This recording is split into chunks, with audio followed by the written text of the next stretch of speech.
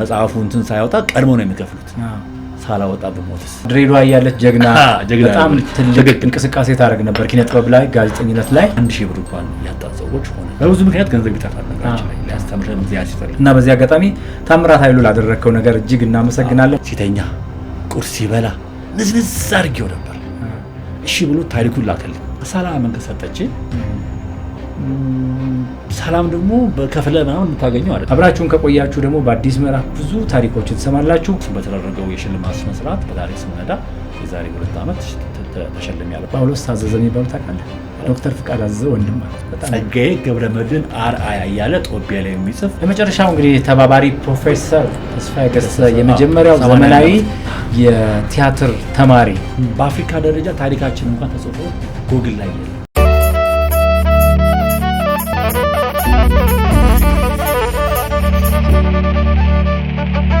የተከበራችሁ አዲስ ምዕራፍ ፖድካስት ተከታታዮቻችን ከጋዜጠኛ እዝራ እጅጉ ጋር እየተወያየን ያለን ሁለተኛው ክፍል እንደቀጠለ ነው። አብራችሁን ከሆናችሁ በጣም በርካታ ታሪክ ሰማላችሁ። መዝገበ አእምሮን እንዴት እንደጀመረው ለምን እንደጀመረው ሁሉ ከዚህ በኋላ ነው የምናወጋውና የትም እንዳትሄዱ። መልካም እዝራ እጅጉ እንግዲህ ብዙ ነገር ብናወጋ በጣም ብዙ ታሪኮች እንደምትነግረን እናውቃለን። ትክክል።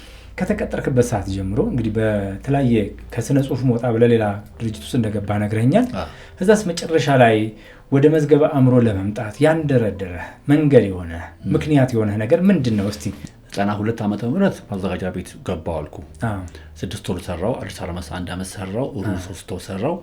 በቃ ዝም ብዬ ያልተገላበጠ ያራል በሚል መርህ ዝም ብዬ ስሮ ቆየሁና እንደውም ከጋዜጠኝነት ዓለም ወጣለሁ ብዬ ዮቴክ የሚባል ኮንስትራክሽን ካምፓኒ ውስጥ ፐርሶኔል ሆኜ ሰርቻለሁ። ለምን ደሞዝ መክፈል አንዳንድ ጊዜ ጋዜጣ ባለቤቶች አልቻሉ። ዘፕሬስ እያለሁኝ እንደውም ያኔ ነው የማስታወቂያ ስራ የጀመርኩት። ማስታወቂያ ሴልስ ሆኖ መስራት ደሞዛችንን መክፈል አንችልም አለች። ዩኒት ባይ ትባላለች ሴልሷ የዘፕሬስ ጋዜጣ ላይ ስንሰራ 94 ላይ። ስለዚህ የእናንዱ ጋዜጠኛ ወጥቶ ማስታወቂያ ደሞዛችሁን ስሩ ተባለ።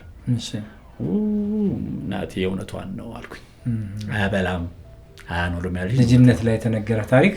ስለዚህ ደሞዝ መክፈል አቃተው። 250 ደሞዝ 500 ብር ነበር ያኔ 250 ይከፍልና ቀሪውን ደግሞ በቀጣይ ወር ምናምን እያለ ስለዚህ በቃ አልኩና አጋጣሚ ለሴልስ ወጣ ባገኘው ሰውዬ ተዋውቄ ዮቴክ ኮንስትራክሽን በ700 ብር ደግሞ ሰርቪስ ተመድቦልኝ ቤቴ እየወሰደኝ እዛ 8 ወር ሰራው። ፓሽን ስላልነበረ ፐርሶኔል ያው በርግጥ የሰው ማህደር መያዝ ነው ግን ለማህደር መያዝ ምናምን ተማርኩኝ። የቢሮ ስርዓት ምናምን እዛ ተማርኩኝ። ስለዚህ እዛ 8 ወር ሰርቼ ታምራት ኃይሉ ቁም ነገር መጽሔት ምክትል አዘጋጅ ሆነ። ባምቢስ ሳይመጣ በፊት የመጀመሪያ ቢሮ የነበረችው ካዛንቺስ መደዳውን የሆነ እንጀራ ቤት ኮፊ ቤት ነበር። 4 የሆነች ማለት እዛ ነው ቢሮ። ታምራት ደግሞ ከማዘጋጃ ቤት ጀምሮ እንዴት ብዬ እንደምናገረው አላውቅም። ታምራትን ሜንተር ጉድ ፍሬንድ የተረጋጋ ሰው ከብዙ ነገር የሚከላከልልኝ ሰው የነበረ እለት ያድሱ የሚያጽፈኝ አሁንም የዚህ ሁሉ ላይ ከጀርባ ያለ ሰው ነው። እኔም በጊዜ ላይ አውርቼዋለሁ ግን አሁን መናገር ፈልጋለሁ። ታሜ ናኔ ጋለኝ ለቀጣሚ ከእነሱ ጋር አብረው የሚሰሩት ሼርሆልደሮቹ ተለያይተው ስለነበረ እኔ እዛ እንደ 30% ኮሚሽን ይከፈላል ያውቃል። ሁሉ ነገሬን ስለሚያውቅ ሴልስ መሆናለሁ። ከሴልስ ደግሞ ብዙ ቦታ የሚከፈለው 10% ነው። ለእኔ ግን 30% ሰጣም። የሚገርም ነው። ከማስታወቂያ ላይ እዚህ ቁም ነገር ምክትል አዘጋጅ ሆነ ገባለኝ። አሪፍ አልኩኝ። ከዮቴክ ለቅቄ ያኔ ደግሞ ዘፕሬስ ስለቅ በትርፍ ሰዓት ሰራ ነበር። ለምን ስወጣ ሰለሞን አባተ ሰው ስለሌለ ቅዳሜ እየመጣ ጥበብ አምድ አዘጋጅ ስለሚለኝ ከዮቴክ 700 ብር አገኛለሁ። ከዘፕሬስ ለቅቄም እሰራ ነበር ማለት ነው። ስለሚፈልጉኝ እዚህ እሱ እያደረኩኝ ቁም ነገር ገባው ማለት ነው። እዚህ ቁም ነገር ስገባ ዘፕሬስን ብቻ ሙሉ ሰዓቴን ለቁም ነገር ሰጠው ማለት ነው። ቁም ነገር ስሰራ ከታምራት ብዙ ነገር ተማርኩኝ። 1 ገንዘብ አያያዝ፣ 2 ከሰዎች ጋር ያለው ኮሚኒኬሽን፣ 3 መጽሔቱን የሚሰራበት መንገድ፣ 2 ደግሞ አምኖ የድርጅቱን የሴልስ ክፍል ተኔ ሰጠኝ። በፐርሰንት 30% ብዙ ነው። 5000 ብር አገኘው ብር ታምራት ደሞዜ 600 ብር ነው። ምክትል አዘጋጁ ነው። 600 አዘጋጅ ነኝ። 30% 30% ደሞዝ አለኝ።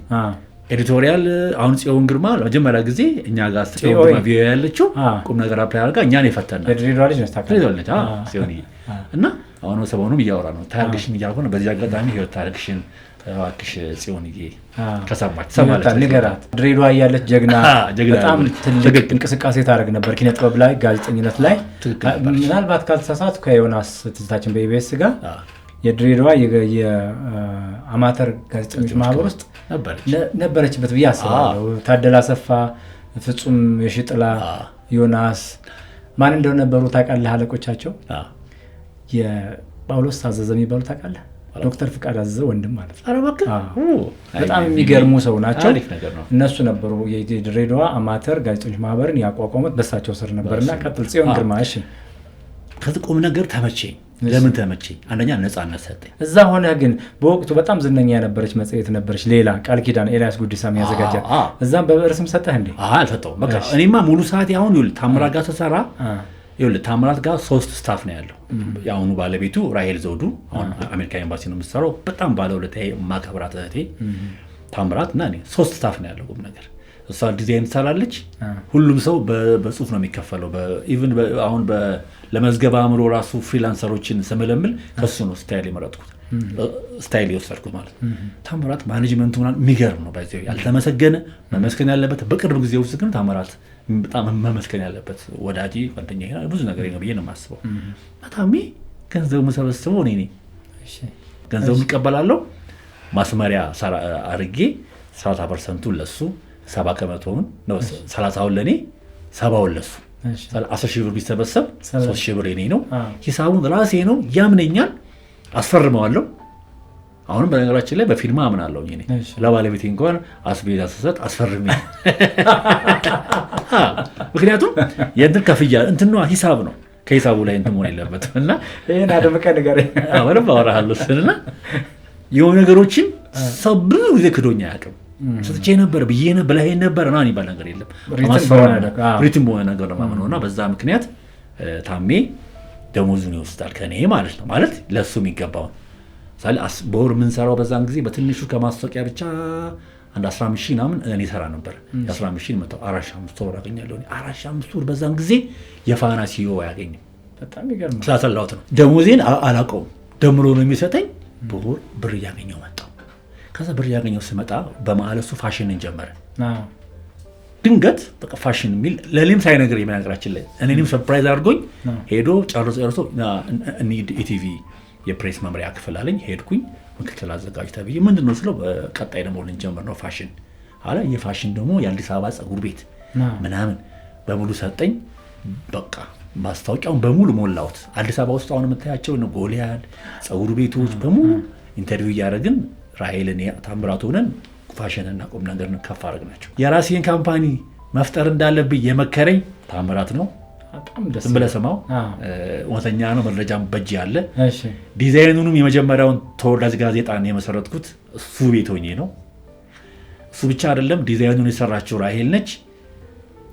ኮምፒውተሩን ሰጥቶ ያኔ ጮኛው፣ አሁን በኋላ ደግሞ ባለቤት የሆነችው ራሄል፣ እሷም እንድትሰራ ትእዛዝ ሰጥቶ ንግድ ፍቃዴንም ሳወጣ ጀምርም ያለኝ እሱ ነው። አንተ እኮ የማስታወቂያ ነው ዝንባሌ፣ ማስታወቂያ ገንዘብ ይገኛል። እኔ እንዳንተ ደፍሬ ተለማምጬ ገንዘብ አምጡ ማለት አልችልም። ጥሩ ስለሆነ የማስታወቂያ ጋዜጣ ብትጀምር ያዋጣሃል አለኝ። ከኡራኤል ከታኝ ሰውክ እያደረግን ማለት ነው። አንተ እውነትህን ነው አልኩት። ሀሳብ ደግሞ ግራ ማድረግ እችላለሁ ሲጀመርልኝ። በነገራችን ላይ እዚህ ጋር አላቆምንና መዝገበ አእምሮን መጀመሪያ የጋዜጠኞችን ለብቻ አውጣው አትቀላቀል ከቲያትረኞቹ ጋር ብሎ ያለኝም ታምራት ኃይሉ ነው። በነገራችን ላይ የተከበራችሁ የአዲስ ምዕራፍ ፖድካስት ተከታታዮቻችን ታምራት ኃይሉ ማለት አሁን በአሃዱ ሬዲዮ 94.3 ላይ ከተወዳጁ ጋዜጠኛ አለምነህ ዋሴ ጋር የሬዲዮ ፕሮግራም ያለው በጣም የቆየ ለዛና ቁም ነገር የተሰኘ የሬዲዮ ፕሮግራም ያለው ታምራት ኃይሉ ቁም ነገር በሚል ነው የሚታወቀውና ታምራት ከተባለ ቁም ነገር የአባቱ ስም እስከሚመስል ድረስ የሚጠራበት መጽሔት ነበረች እና በዚህ አጋጣሚ ታምራት ኃይሉ ላደረከው ነገር እጅግ እናመሰግናለን። ሀሳቡን ሰጠኝ፣ ወዲያው ጀመርኩኝ። የመጀመሪያዋ እትም ተሰራች እዛ። ከዛ ግን መቀጠል አልፈለኩኝም። ለምን ብትለኝ ፋሽን ላይ የነበሩኝ ከስተመሮችና እኔ ተወዳጅ ላይ የማወጣቸው ከስተመሮች ኮንፍሊክት ኦፍ ኢንተረስት እንዳይፈጥር በራሴ ፍላጎት እንደውም እኮ ቁም ነገር ላይ ያላችሁን ቆይታ ቀጥሉ፣ ተጨማሪ ነው እኔ ላይ ያወጡ ያልኳቸው። ግን ጓደኝነታችንን እንዳይሻክር በቃ ሌላ ቦታ ዲዛይኑን አሰራለሁ ብዬ ፒያሳ ኪዳነ ምሕረት ገባ ብሎ ሃኒ ኮምፒውተር የምትባላለች እሷ ጋር ገባሁኝ ማለት እሷ እንድሰራልኝ። እንደዛ መሆኑ ግን ስቲል ከታሜ ጋር ቤተሰብ ወንድሞቹን አማራ ኃይሉም ጳውሎስም እናቱም በጣም ኦልሞ ዌር ፋሚሊ ቤትም ይመጣል። ራሄልም ጋር ወዳጅ ነን። እንዲህ እያረኩኝ ተወዳጅን አካፑኮን ባሳተምኩኝ በአንድ ወሩ ባገኘሁት ካፒታል የራሴ ነገሮች አድርጌ ያው ቤቴ ውስጥ ተወዳጅ ጋዜጣን የማስታወቂያ ጋዜጣ በዛን ጊዜ አትረፍ የሚባል ጋዜጣ ነበር። አሁን ወደ መዝገበ አእምሮ ልምጣል። እኔ ማስታወቂያ ፓሽን አይደለም አሁንም ችሎታዬ እንጂ ፓሽን አይደለም። መዝገበ አእምሮ ግን ምን ይወስ ነበረች። ገና 5ኛ ክፍል ያለው ድሬዳዋ የአባቴን አልማናክ እያወጣው የሀገሮች የቆዳ ስፋት እነ ዝክረ አእምሮ እያልኩ የምሰራው እሱ ነበር። ለካ የኔ ፓሽን ያንተ ፓሽን እሱ ነበር። ያ ባይሆን ኖሮ ልቦለድ ላይ ታገኘ ነበር፣ ግጥም ላይ ታገኘ ነበር፣ የሆነ ቦታ ታገኘ ነበር። ስለዚህ የኔ ፓሽን ያ ስለሆነ ይሄን ነው የምሰራው። ግን ይሄንን የት ነው የማደርገው? የት ላይ ነው የማደርገው? እሰበስባለሁ፣ ቴምብር ፎቶግራፎች ሰበስባለሁ። እንዳልከው ደግሞ ከ11ኛ ክፍል ጀምሮ ከቴሌቪዥን ቀዳለሁ። ዝንባሌው እኮ አለኝ፣ ግን የዛ ጋዜጠኛ መባል የሚለው እንትኑ አይገባኝም።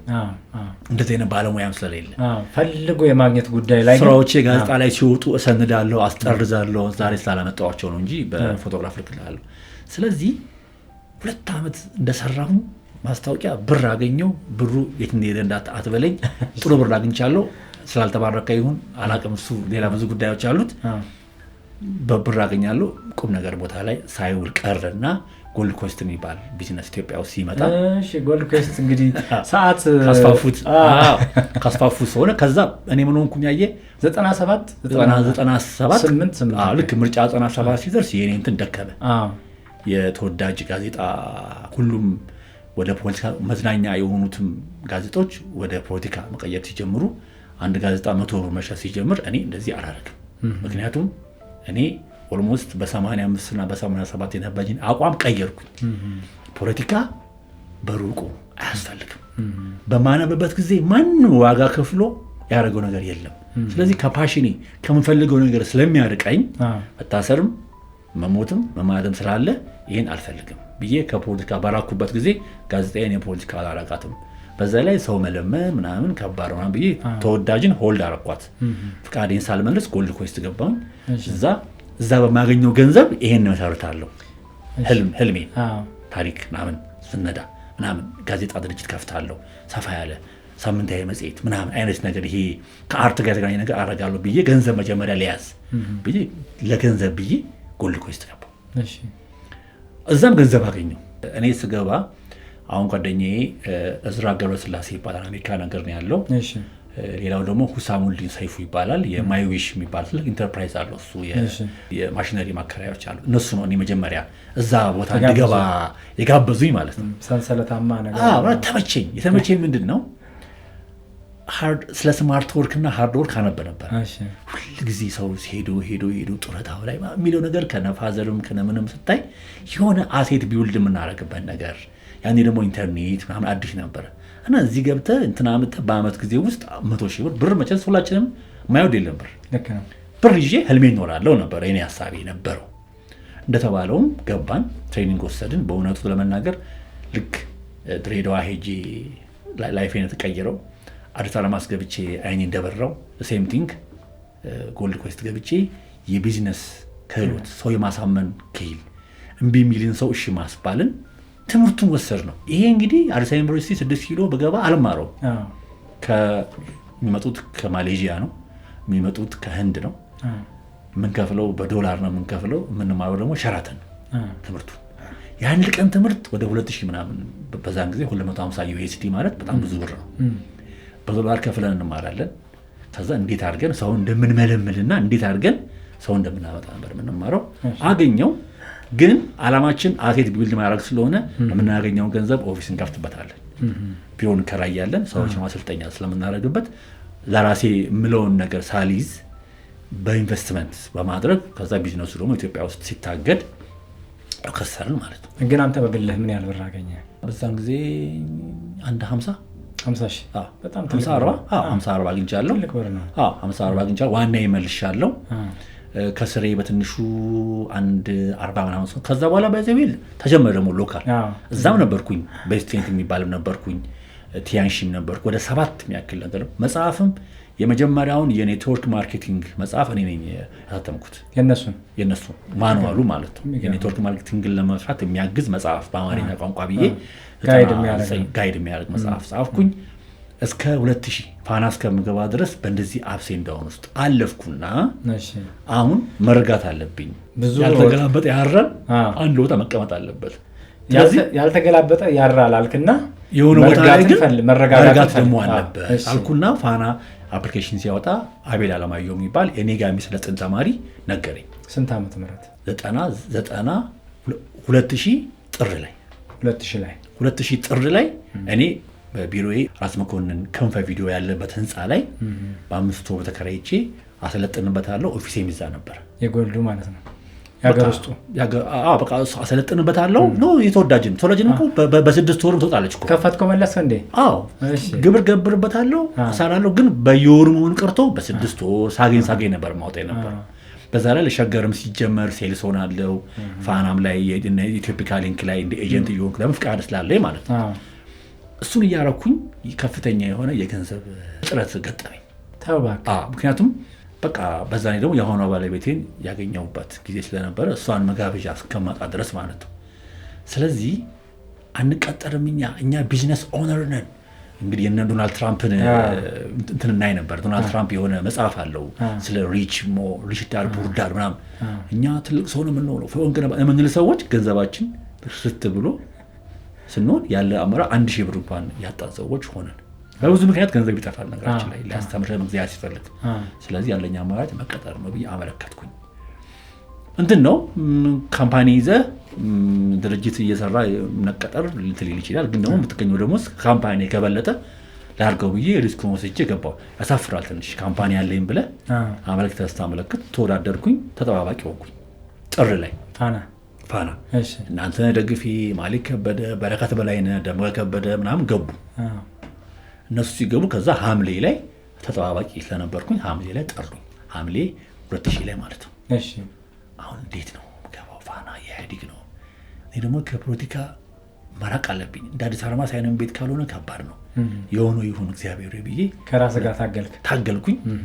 1415 ብር በዛን ጊዜ ለኔ በቃ የአመት ደሞዝ ማለት ነው። because ምንም በአመት ምንም አላገኝም ነበር። ከዚህ ደስ አለኝ። በ1415 ብር ደሞዝ ፋና ገባው። ከፍተኛ ሪፖርተር ሆኜ ገባው። ከፋና ሰውጣ በዚህ ሁሉ ሂደት ውስጥ ግን የምትኖረው ቤተሰብ ጋር ነው? ቤተሰብ ጋር ነው የምኖረው። ቤተሰብ ጋር ነው ኪራይ። እኔ በማለት ላይ አሁንም ቤተሰብ ነው ቤተሰራው። እሱ ነግረዋል ለምን እንደሆነ ሪስክ መውሰድ ምናምን ብዙ ጊዜ እንትን አያረገኝም። ይሄ አነሳሰሪ የሆነ ዋጋ መክፈል አላምንም። በተገኘው አጋጣሚ እድል በመጠቀም ስለማምን ማለት ነው። ፋና ገባው። ፋና ስገባ ደግሞ ወደ ስፒሪቹዋል ህይወት ወደ ቸርች ወደ ፕሮቴስታንት ቸርች መጣ ስጀምር ደግሞ በቃ ነገር ዓለሜ ሁሉ በንግድ ፍቃድ ይገብርበታለሁ። ስራ አልፎ ነው የምሰራው። በአመት 2 ፋናና ቸርች ሆነ ሁኔታዬ ማለት ነው። እንደውም እዝራ ተወ ስነ ጽሁፍን ተወ 5 አመት ሙሉ እንዴት አይሰራ ምናምን እየተባለ 2005 እንደ አዲስ ጀመርኩኝ። ስጀምር በምን ጀመርኩኝ? ድሬቲዩብ ጀመርኩኝ ከነቢኒያም ጋር። ለምን እዛ መሰራው ምንድን ነው ታሪካዊ አንደኛ ፋና ከለከል ነበር። ይሄንን በግልጽ ነው የምናገረው። ታሪካዊ ነገሮች ስንሰራ እታገደ ነበር። ይሄን አጻፍ ለምን ይልካ አጻፍ ስላጼ ምናምን አጻፍ ምናምን ባል ነበር። ስለዚህ እኔ የመጀመሪያ የታሪካዊ ህልሜን ያዳበረልኝ ፋና ነው በመከልከል ማለት ነው። ሲከለክልክ ተወደዋል። ብዙ ጊዜ ልጅ የከለከልከውን ነገር ነው የሚያየው። እኛ ደግሞ ልጅ ነን አይደል? ያ ባይዘው ተፈጥሯዊ ነው። የሰው ልጅ ከአዳምና ሔዋን ጀምሮ የተከለከልከውን አታርግ የተባልከውን ነገር የመንካት ይፈልጋል። ባዮግራፊ የስዩም ወልዴን ባዮግራፊ ሰራለው። የብርሃኑ ዘሪሁንን ኢንተርቪው ማራቀቅ ሰዎችን አማራ አረጋዊ ኢንተርቪው ላርግ ስል ነው ባላለው እንትና አታርጉ። ስለዚህ ይሄ ነገር ወደ ምን አመጣኝ? ወደ ግለ ታሪክና ወደ ታሪክ የቆዩ ነገሮችን መፈለግ ላይ አመጣለሁ። ብዙዎቹ አየር ላይ ወደውልኛል። ዝም ብዬ እኔ ያው ትግሉን ነው እንጂ ማወራ እየታገልኩም በሆን የምፈልገውን ነገር አሳካ ነበር። 2005 ላይ ግን በቃ በይፋ በብዕር ስም ድሬቲዩብ መስፋና እየሰራ ስሜነ ጌታነህ ከ1000 በላይ ጽሁፍ አውጥቻለሁ። ቢኒያም ጋር አስታውሳለሁ። ቢኒያም ጋር ሄድኩና ቢኒያም ዝራ ባላለው ቅጥሬ ፋና ነው። እኔ ግን ታሪክ ወደፊት ታሪክ የመስራት ታሪካዊ ካምፓኒ የመስራት ህልም አለኝ። መጽሐፍ አሳትማለሁ። የሰዎችን ታሪክ እንደዚህ አሉኝ። ስለዚህ አሁን ለጊዜው እዚህ ልጀምር አልኩት። 50 ብር ነው የሚከፈለኝ በአንድ ጽሁፍ 50 ብር አስታውሳለሁ። ተሾመ እሱ ጓደኛ አለ ተሾመ ታደሰ አሁን አብረው ነው የሚሰሩት። ድሬዳዋ አብረው ያስተምሩ ነበረ። እሺ አለ። ግን ቢኒያም የለም። እኔም ብዙ የምንገናኘው ከተሾመ ጋር ነው። ተሾመ ደግሞ ለእኔ ተመቸኝ። ለምን በቃ ያወጣልኛ አነጋገሩ ደስ የሚል ነገር አለው። ታሺ 2005 2006 2007 ላይ እነዛ እየሰራው ኤርሚያስ እዩ የኛ ፕሬስ ድሮ ሪፖርተር ማቀው የኛ ፕሬስ ሲጀምር እዛ ደግሞ ፊልም ጀመርኩ መተርጎም ለገንዘብ ማግኘት። ሜሪቾይ ዶንት ሜስ ዊዝ አን ኤንጅል የሚል ፊልም ትዝ ይልሃል? ኢቲቪ ላይ የሚተላለፍ ነበር። ዋን ማጌል ማታ ቅዳሜ የሚተላለፍ ተከታታይ ፊልም ተከታታይ ፊልም እንዳካፕኮ አይነት ዶንት ሜስ ዊዝ አን ኤንጅል የሚል እሱም ፊልም ከእንትን ላይ ያገኘሁት ሙሉ ፊልሙን አገኘሁት ከኢንተርኔት በጽሁፍ። ከዛ ከኢቲቪ እየቀደምኩኝ ጋዜጣ ላይ አወጣ ጀመር። ስፖንሰር አገኘሁኝ። ከስፖንሰሩ ላይ 30% እያረኩኝ ስራ እየሰራው ከኤርሚያስ ጋር እሱን እየሰራን ቆየን። አሁንም በብዕር ስም ነው ኤርሚያስ ጋር ግን መጀመሪያ በስሜ ወጣ። አዛ ጠራኝ አብርሃም ኃይሌ ያለቀይና ምንድነው አንተ ቅጥር ፋና ነው እዚህ ጋር ደግሞ እዝራ እጅጉ ብላ ወጣ። ይቆያቻለሁ ከፈለክ አሁን ልለቅ እችላለሁ። እኔ ድሮ አካፕኮን ተርጉሜዋለሁ። ይሄን መጽሐፍ ከማድረጌ በፊት ጋዜጣ ላይ ካወጣው በኋላ መጽሐፍ አድርገዋለሁ። ለዛ ነው ካላመንክ ይሄው መጽሐፌን አልኩት። አይ ነው እንደሱ ልናለም ግን እንዳወቅኩኝ እንድታቅ ነው አለ። ለምን የኛ ፕሬስ ዋትን የሚቃወም ጋዜጣ ነው የነበረው። እኔ የምሰራው አምድ ግን የፊልም አምድ ነው የነበረው። ከዛ ብሩክም አገኘኝ። አንተ ልጅ ለምታስፎግረናለህ ወይ በብዕር ስም መጽሐፍ ባልጠፋ የብዕር ስም አለ። ወዲያው ግርማድ ነው ፈጠርኩት። ግርማድ ነው በግርማድ ነው እያረኩኝ ተከታታይ። እንዴት ነው እነኚህን ስሞች ልትገዛቸው ይቻልከው? ከበራየለ እንደምንለው ራንደምሊ ነው አስቤ አይደለም። ከዛ ግርማድ ነው በየሳምንቱ ወጣ ጀመረ። ሜሪቾይ ፊልም ኦልሞስት እስከሚያልቅ ድረስ ወይንም እስከ አጋማሹ ድረስ በየሳምንቱ እስከ 2009 ኤርሚያስ ተሰዶ እስከሚወጣ ድረስ ጋዜጣው ላይ መስራት ጀመርኩኝ። ከዛ በኋላ ትግሉ ጀመረ። እኔ መዝገበ አእምሮን ኤግዛክትሊ አይዲያ አይመጣልኝ ገና የዛሬ 4 ዓመት ነው። ግን አዝማሚያ ግን ወደዛው ነው። ታሪክ የድሮቹ ነገሮች ግብአቶቹ ወደዛ የሚወስዱ ናቸው። ጫናው በጣም እየበዛብኝ መጣ። የፋና ጫና ለምንድን ነው? ቅጣት ትቀጣለህ፣ ኮንፍሊክት ኦፍ ኢንተረስት ይፈጥራል ትባላለህ። 3,000 4,000 ብር ምናምን ይመጣል። ሲዲዎቹን ጀመርኩ። ከዛ 2008 ላይ ንግድ ፍቃዴን አሳደግኩት። ሲዲ ኢቨንት ኦርጋናይዚንግ እና ስሙን እዝራ አሳታሚ የነበረውን ተወዳጅ ሚዲያና ኮሚኒኬሽን ብዬ 2008 ላይ እንደ አዲስ አሳውጄ በአዲስ መንፈስ ልክ እንደኛ በአዲስ ምዕራፍ 2009 ታሪክን በሲዲ ጀመርኩኝ። የመጀመሪያ የአቶ ተሾመ ገብረ ማርያም የሚባል የመጀመሪያ አቃቤ ሕግ አበበ ባልቻ አቃሻቤ በጣም የሚያደንቃቸው ኢቭን ደውሎ የኢትዮጵያ መጀመሪያ አቃቤ ሕግ ናቸው። መጀመሪያ ሳይሆኑ መጀመሪያ ከሚባል አቃቤ ሕግ አንዱ ሆነው የመጀመሪያ ኢትዮጵያዊ ዲግሪ ምሩቅ የመጀመሪያው ከአዲስ አበባ ዩኒቨርሲቲ ተሾመ ገብረ ማርያም አገኘኋቸው። አጋጣሚ ፋና ላይ ኢንተርቪው አድርጌያቸው ተዋወቅን። የእሳቸውን ታሪክ በሲዲ በማውጣት የመጀመሪያውን ሲዲ ሰራው። አጋጣሚ ከሞቱ በኋላ ነው ያወጣሁት። ከሳቸው ካረፉ በኋላ ከልጃቸው ከወሰን ጋር ሆኜ ላውጣ አልኳት። በራሴ ኮስት 100 ኮፒ ህንዶቹ ጋር አሳተምኩኝ። ከዛ ቀጣዩን ደግሞ ለአርባቸው የሚሆነውን ከፍላ አሳተመች። ከዛ ከአቶ አምዴ አካለ ወርቅ የአክሊሉ ሀብተወልድ ልጅ ጋር ደግሞ ተዋወቅን። እሳቸው ደግሞ የአባቴን ስራ አሉኝ። 70-80 ምናምን ሺህ ብር ከፈሉኝ። በዛን ጊዜ ብዙ ነው ደሞዝ። ያኔ 4,000 ምናምን ብር ቢሆን ነው የፋና ደሞዝ። እሱ ጋር ደምሬ የፋና ልጆችን በትርፍ ሰዓታቸው ኤዲተሮችን ኦዲዮ ኤዲት የሚያደርጉትን እድል እየፈጠርኩላቸው እያስኮበለልኩ በዛው ኦፊስ ውስጥ 2010 የአክሊሉ ሀብተወልድን አስመረቅኩኝ ራስ ሆቴል። ከዛ የፓንክረስትን የፕሮፌሰር ሪቻርድ ፓንክረስትን ደግሞ ዶቼ ጎቴ ኢንስቲትዩት ራሱ ፕሮፌሰር አንድሪያስ ባለበት ተመረቀ። አመሰገኑኝ። ከዛ ይኸውልህ ሰውን እያየ ሰውን እየነገረ የኔም አባት ይሰራ እየተባለ ሲዲ እስከቆመበት ጊዜ ድረስ ሲዲ ሰራው። ይሄን ሁሉ ከሰራው በኋላ የድሮ ነገር ሰለቸኝ። ቢኒ እንዴ ሁሉ ጊዜ አክሊሉ ሀብተወልድ ናቸው ወይ ጀግና? ሁሉ ጊዜ ሚኒሊክ ብቻ ናቸው ወይ ጀግና? አፄ ኃይለ ሥላሴ ብቻ ናቸው ወይ ታሪክ ያላቸው? ጥበቡ ታሪክ የለውም ወይ? ፍቅሩ ካሳ ታሪክ የለውም ወይ? ቤርሳቤ ታሪክ የላትም ወይ? እና የኔ ጓደኛ ታሪክ የለውም ወይ? የኔ ጁኒየሮች ታሪክ የላቸውም ወይ? የሚል ኦድ የሚመስል ግን ደግሞ ትክክለኛ የሆነ አይዲያ አሰብኩኝ። ሁሌ ፋና ላይ ፋና ቀለማት ስንሰራ እዝራ የእንትና ስልክ አለ፣ ስለእንትና መረጃ አለ ይባላል። ጉግል ላይ ስፈልግ የማንም ታሪክ የለም። እንዳጋጣሚ ደግሞ ፋና ያው ጫና ለማድረግ ብሎ በዛን ጊዜ እኔን ከነበርኩበት ደረጃ አውርደኝና በአንድ ጊዜ ካዘጋጅ ጀማሪ አደረገኝ። ጀማሪ የሚለውን ደብዳቤ ሳይ ጀማሪ ማለት ፓዮኒር ማለት አልኩና ፌስቡክ ላይ አሁን በአንድ ነገር በአካፖኮ ፓዮኒር ነበርኩኝ ማስታወቂያ፣ አሁን ደግሞ በአንድ ነገር ፓዮኒር ሆናለሁ። እኔ ስረዳው ዝቅ ሳይሆን ከፍ ባለ ሌቭል አሰብኩት። ያም የሰዎችን ታሪክ የሚሰንድ ዘመነኞቹ በዊኪፒዲያ የሚል ጀምሬ ዊኪፒዲያ ጻፍኩላቸው። የአካውንት ከፈትኩኝ። መጀመሪያ የሰራሁት ጥበቡ ሲቪ ላክልኝ አልኩት። ያለቃዬ የፍቅሩ ካሳ አሁን ኢቢሲ ምክትል ነበር፣ የእሱን ሲቪ ላክልኝ አልኩት። ቤርሳቤ የአሁኗ አርታኢ እሷን፣ ኢዮብ ስዩም 4-5 ሰዎችን ጽፌ ዊኪፒዲያ ላይ ጫንኩት። በስማ ዊኪፒዲያ ላይ በሆነ ነገር የሚጫን ይመስላቸው በትውውቅ በአስተዋጽኦ ምናምን። ከዛ ሲታይ ሁሉም ሲከፍቱት ግዝርግፍ ያደርጋል ዊኪፒዲያ አካውንት ላይ ማለት ነው። ተመቼ። ከዛ በኋላ ያው ፋናም ጀማሪ ሲያደርግ ኤዲተብል ነው አይደል? ኤዲተብል ነው እና ግን እኔ ዞሮ እንትኑ ፈልገው ነበር። ከዛ በኋላ ከታሪካዊ ነገሮች ወጣሁኝ፣ ከድሮ ነገር ወጣሁና ወደ ዘመን ኮንቴምፖራሪ ስራ ውስጥ ገባሁ ማለት ነው። አንዱ ሰው ምን ይለኛል? ከ60ዎቹ ውጣ ይለኛል። ራስ ብሩክ መሰለኝ። እዝራ ከ60ዎቹ ውጣ ሁሌ አክሊል ገብቶ ይለኝ ስለነበር ወጣሁና የያዘኝ ዘመኖች 100 ሰዎችን በ6 ወር ውስጥ ሰነድኩኝ። አማራ አረጋዊ፣ ሙሉጌታ ሉሌ፣ ጥበቡ በለጠ እንግዲህ ሙሉ የምታያቸውን ሰነድኩ። ከዛ የጥበብ ሰዎችንም ነብዩ ባየንም የደረጃ ኃይለ ኮሜዲያንንም አብሬ ነበር የምሰንደው። አላማዬ ጋዜጠኛ ብቻ አልነበረም። የጥበብ ሰዎች ብዬ የኪነ ጥበብ ማህበረሰቡን እምቢ የሚለኝ እምቢ ይለኛል፣ እሺ የሚለኝን አሰባስቤ 120 ደረስኩት። 20ዎቹ የጥበብ የአርት ሰዓሊዎች ምናምን ናቸው። 20ዎቹ 100ዎቹ ደግሞ የሚዲያ ናቸው። ታምኔ ምን አለኝ? ይኸውልህ ፎከስ ኢዝ ቬሪ ኢምፖርታንት አለኝ።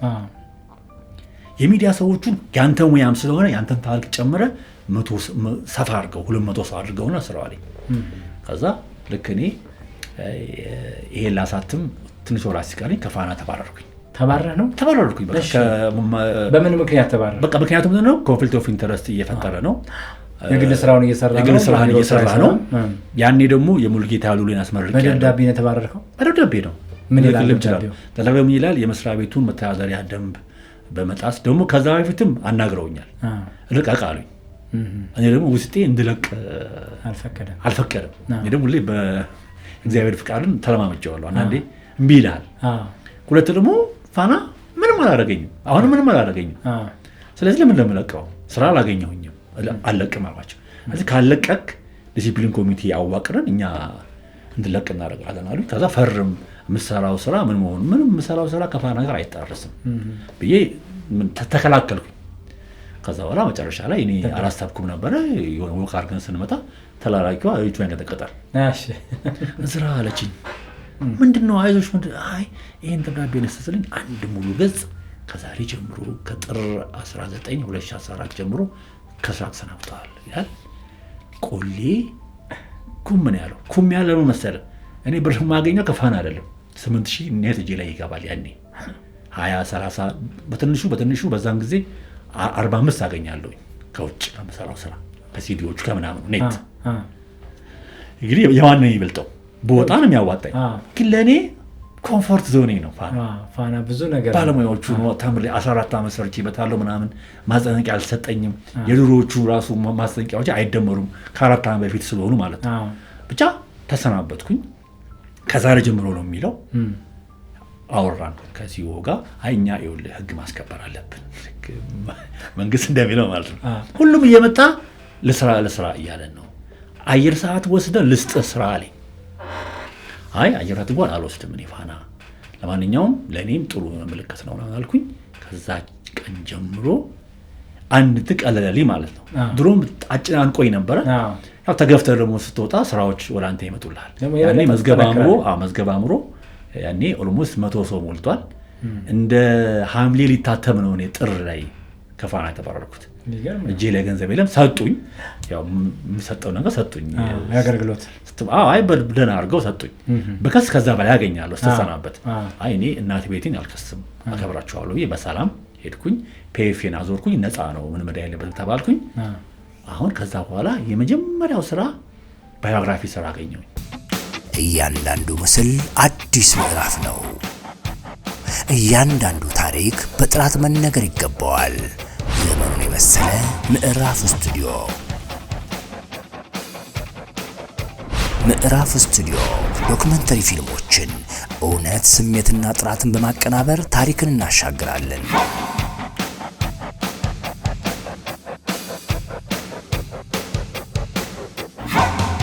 ለቴሌቪዥንና ለራዲዮ ማስታወቂያ ተመልካችን የሚያስደምም፣ ደንበኞችን የሚያሳምን ምርትና አገልግሎትን በእውቀትና በጥራት ማስታወቂያ እንሰራለን።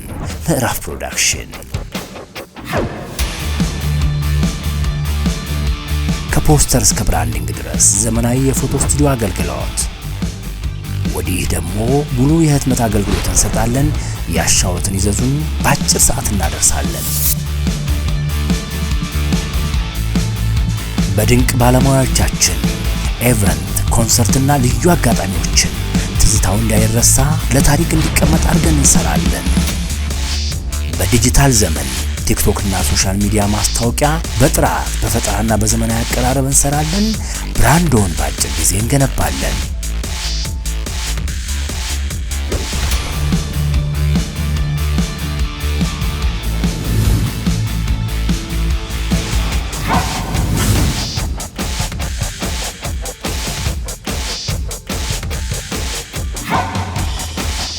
ምዕራፍ ፕሮዳክሽን በካበተ ልምዳችን ሐሳብን ወደ ምስል፣ ምስልን ወደ ታሪክ እንቀይራለን። ውድ ደንበኞቻችን አመስግነውናል በሥራዎቻችን።